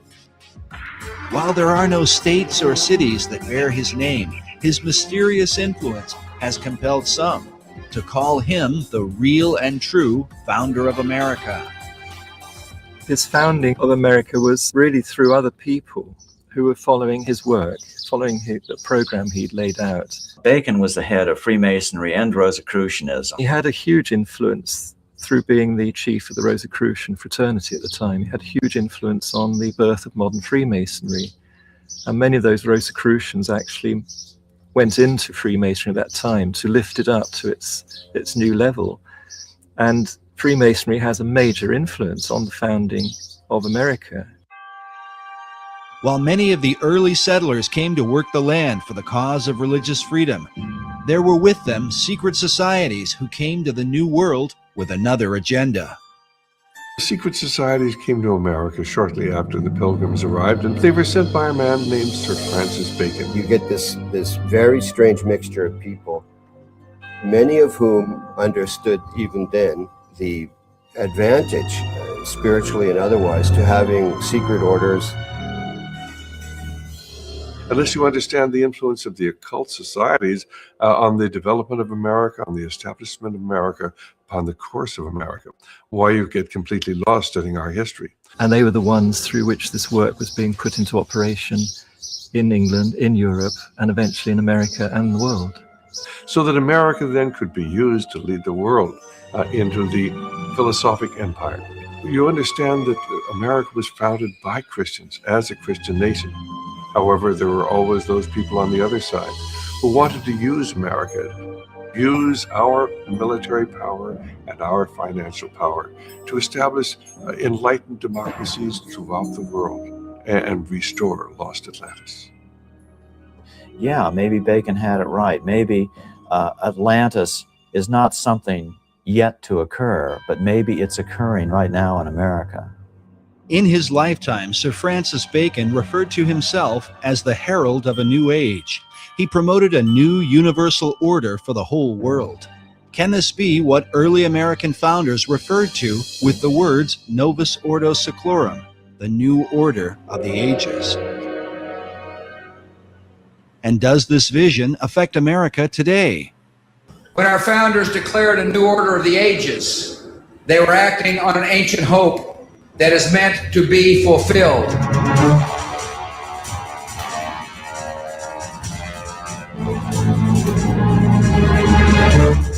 As America marches forward, spreading democracy throughout the globe, is she merely promoting freedom or fulfilling an ancient plan? Is she following a course planned for centuries by men who believe she is chosen for a secret destiny?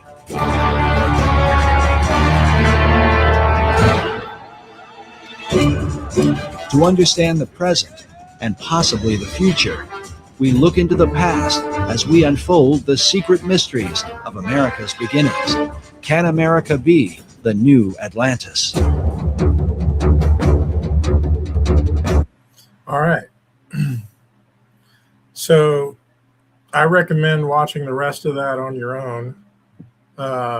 And this series, this is only volume 1. They're all pretty long, but it's really good information. But I think you got the gist of it.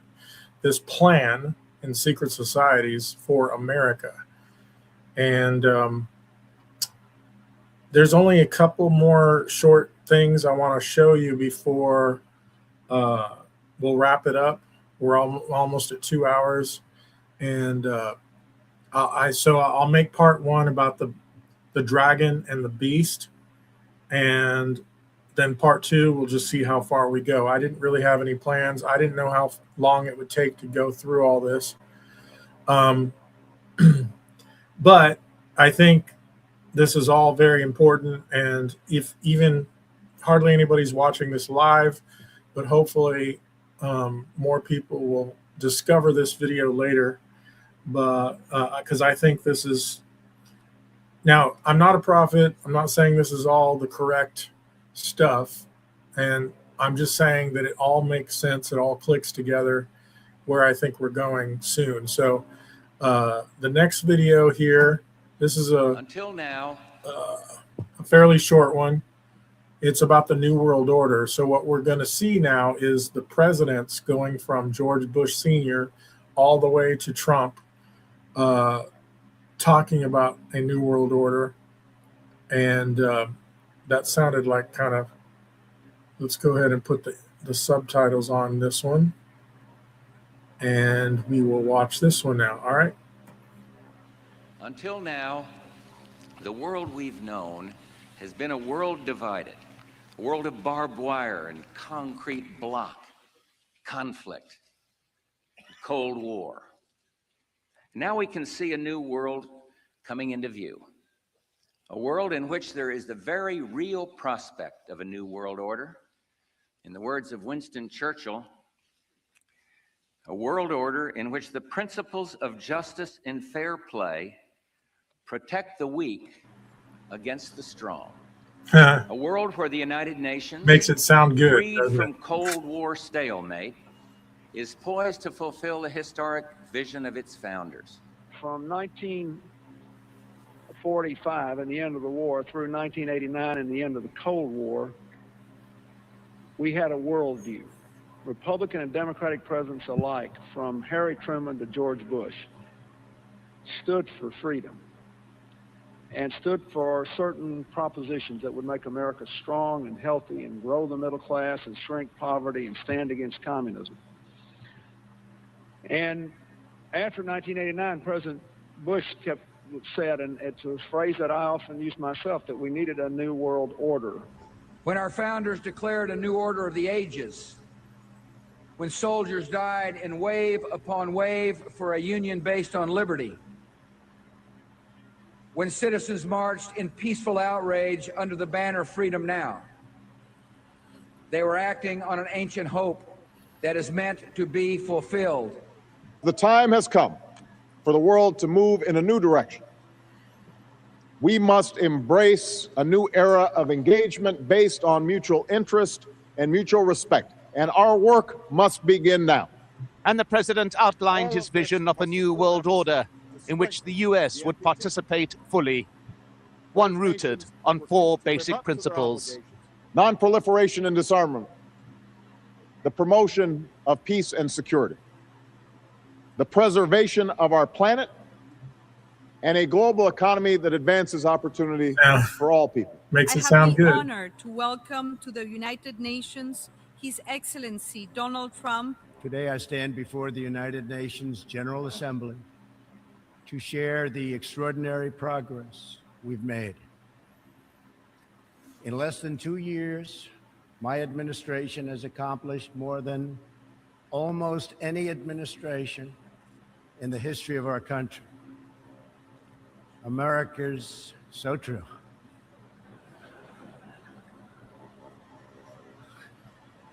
Didn't expect that reaction, but that's okay. Notice how Republicans and Democrats are united on this front. In June, I traveled to Singapore to meet face-to-face with North Korea's leader, Chairman Kim Jong-un. We had highly productive conversations and meetings, and we agreed that it was in both countries' interest to pursue the denuclearization of the Korean Peninsula. Since that meeting, we have already seen a number of encouraging measures that few could have imagined only a short time ago.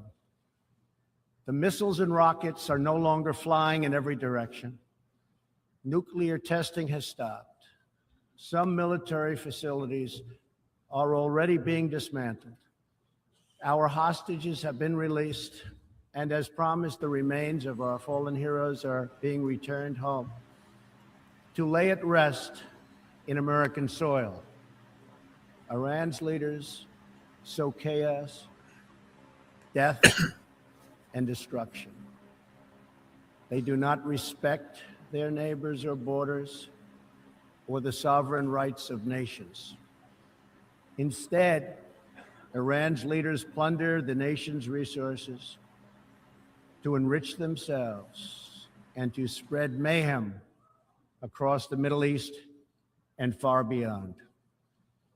The Iranian people are rightly outraged that their leaders have embezzled billions of dollars from Iran's treasury, seized valuable portions of the economy, and looted the people's religious endowments, all to line their own pockets and send their proxies to wage war. Not good. Iran's neighbors have paid a heavy toll for the region's agenda of aggression and expansion. The United Nations has unlimited potential. As part of our reform effort, I have told our negotiators that the United States will not pay more than 25% of the UN peacekeeping budget. This will encourage other countries to step up, get involved, and also share in this very large burden. I spoke before this body last year and warned that the UN Human Rights Council had become a grave embarrassment to this institution, shielding egregious human rights abusers while bashing America and its many friends. Our ambassador to the United Nations, Nikki Haley, laid out a clear agenda for reform, but despite reported and repeated warnings, no action at all was taken. So the United States took the only responsible course. We withdrew from the Human Rights Council, and we will not return until real reform is enacted. For similar reasons, the United States will provide no support in recognition to the International Criminal Court. As far as America is concerned, the ICC has no jurisdiction, no legitimacy, and no authority. We are in an inflection. So I wanted to pause real quick, but you notice how he's speaking above them in some ways, like America. You know, in the previous video, we saw the New Atlantis, how the secret societies believe the New Atlantis would be America. And as of today, the most powerful nation in the world is the United States.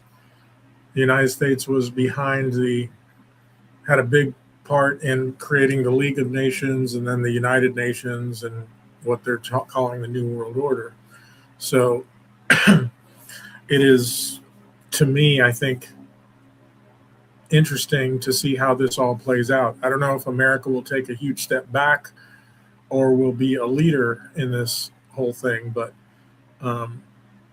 let's see what Biden says. Point, I believe in the world economy, not just the world economy, in the world. It occurs every 3 or 4 generations.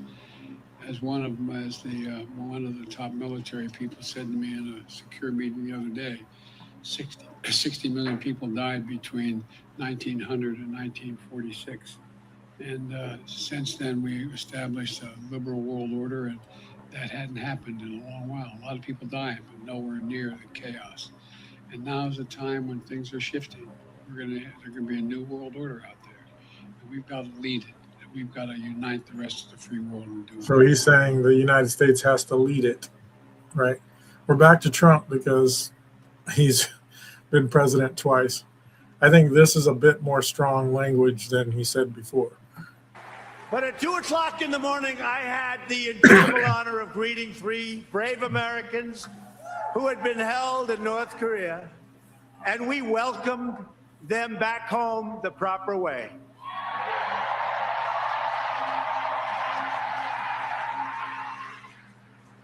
And on June 12th, in Singapore, I'll be meeting with Kim Jong-un to pursue a future of peace and security for the world, for the whole world.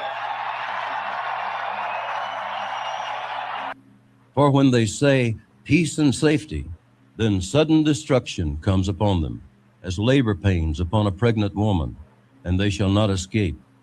But you, brethren, are not in darkness, so that this day should overtake you as a thief. In Georgia. All right. Final thing we're going to look at today is not a video, it's not a verse, but it's something that I think is connected to all this. And it is the Georgia Guidestones, which was, I think it was last year or the year before, was destroyed. Nobody knows who destroyed it. It just, out of nowhere, in the middle of the night, was destroyed and then kind of became this mystery. But if you haven't heard about this, this was in Georgia. This is in Georgia. I'm not exactly sure where. But make sure my volume is on. But the most interesting thing about it is this this commandments of the Georgia Guidestones. maintain humanity under 500 million. And there is how many people in the world? 7 billion. So you're talking like less than a seventh of the world in perpetual balance with nature. There is some things in Revelation which we're not really touching on in this series or in this video or the next one, but where it talks about a fourth of the world is destroyed or population is destroyed, and then another one where it says a third. So if there's 8 billion people in the last days and a fourth of them are destroyed, that would be 2 billion people. And then if a third of those are destroyed, would be another 2 billion people, a third of 6.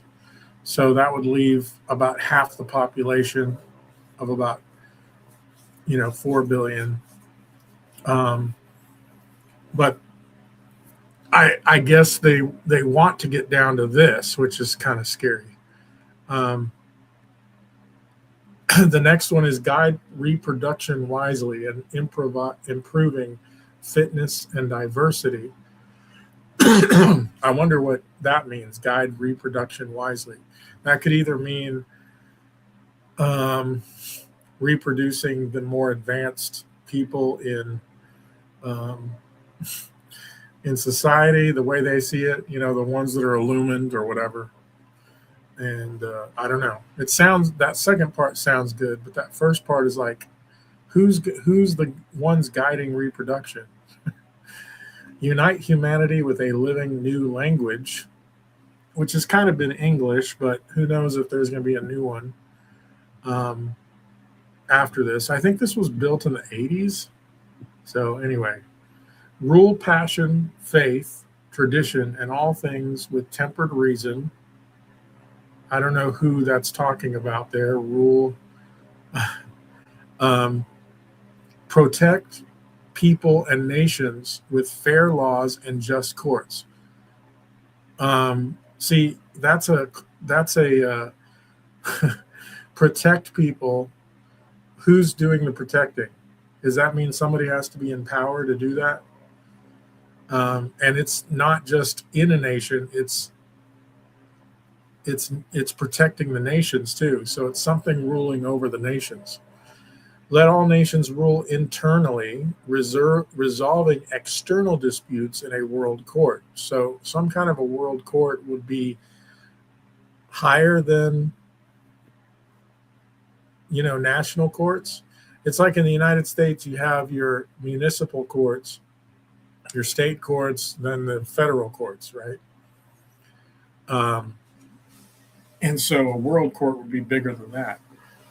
Avoid petty laws and useless officials. I don't know what that means exactly.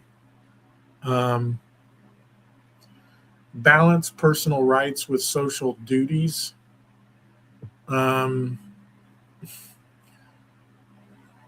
Social duties sounds like something that will be enforced. Prize truth, beauty, love, seeking harmony with the infinite. Now, assuming that this is coming from the Luciferians, then to them that would be Lucifer. Seeking harmony, peace, like the verse we just listened to and what Trump said, like peace and security for the whole world. Peace and seeking harmony seems like a similar thing. Now that sounds like a good thing, but you have to understand who's going to be in charge of this. Be not a cancer on the earth, leave room for nature. And I believe that's repeated, leave room for nature, which we don't see. It's down there at the bottom, which is very strange. And this is not just in English. There's like several of these things that are up here in other, I don't remember how many languages, but you can look that up, which no longer exists, and it was destroyed. Was it destroyed at a specific time for a specific reason? Maybe so. But again, that's interesting that it's in the United States near Atlanta. Remember the new Atlantis? And so, yeah. So I figure that's a good place to. I wasn't sure how far we would get in my notes, but like I have 2 pages here of stuff, and we got like halfway down. So I don't know how many videos this will be, but we've gone through the dragon and the beast, and coming next will be the great whore. Excuse me. We'll also be talking about the second beast, which is the false prophet, which is kind of hand in hand with the Antichrist, which I believe is the 11th horn, and where things might be heading in the near future. So a lot more interesting stuff to come soon. So, all right. Thank you all and have a wonderful day.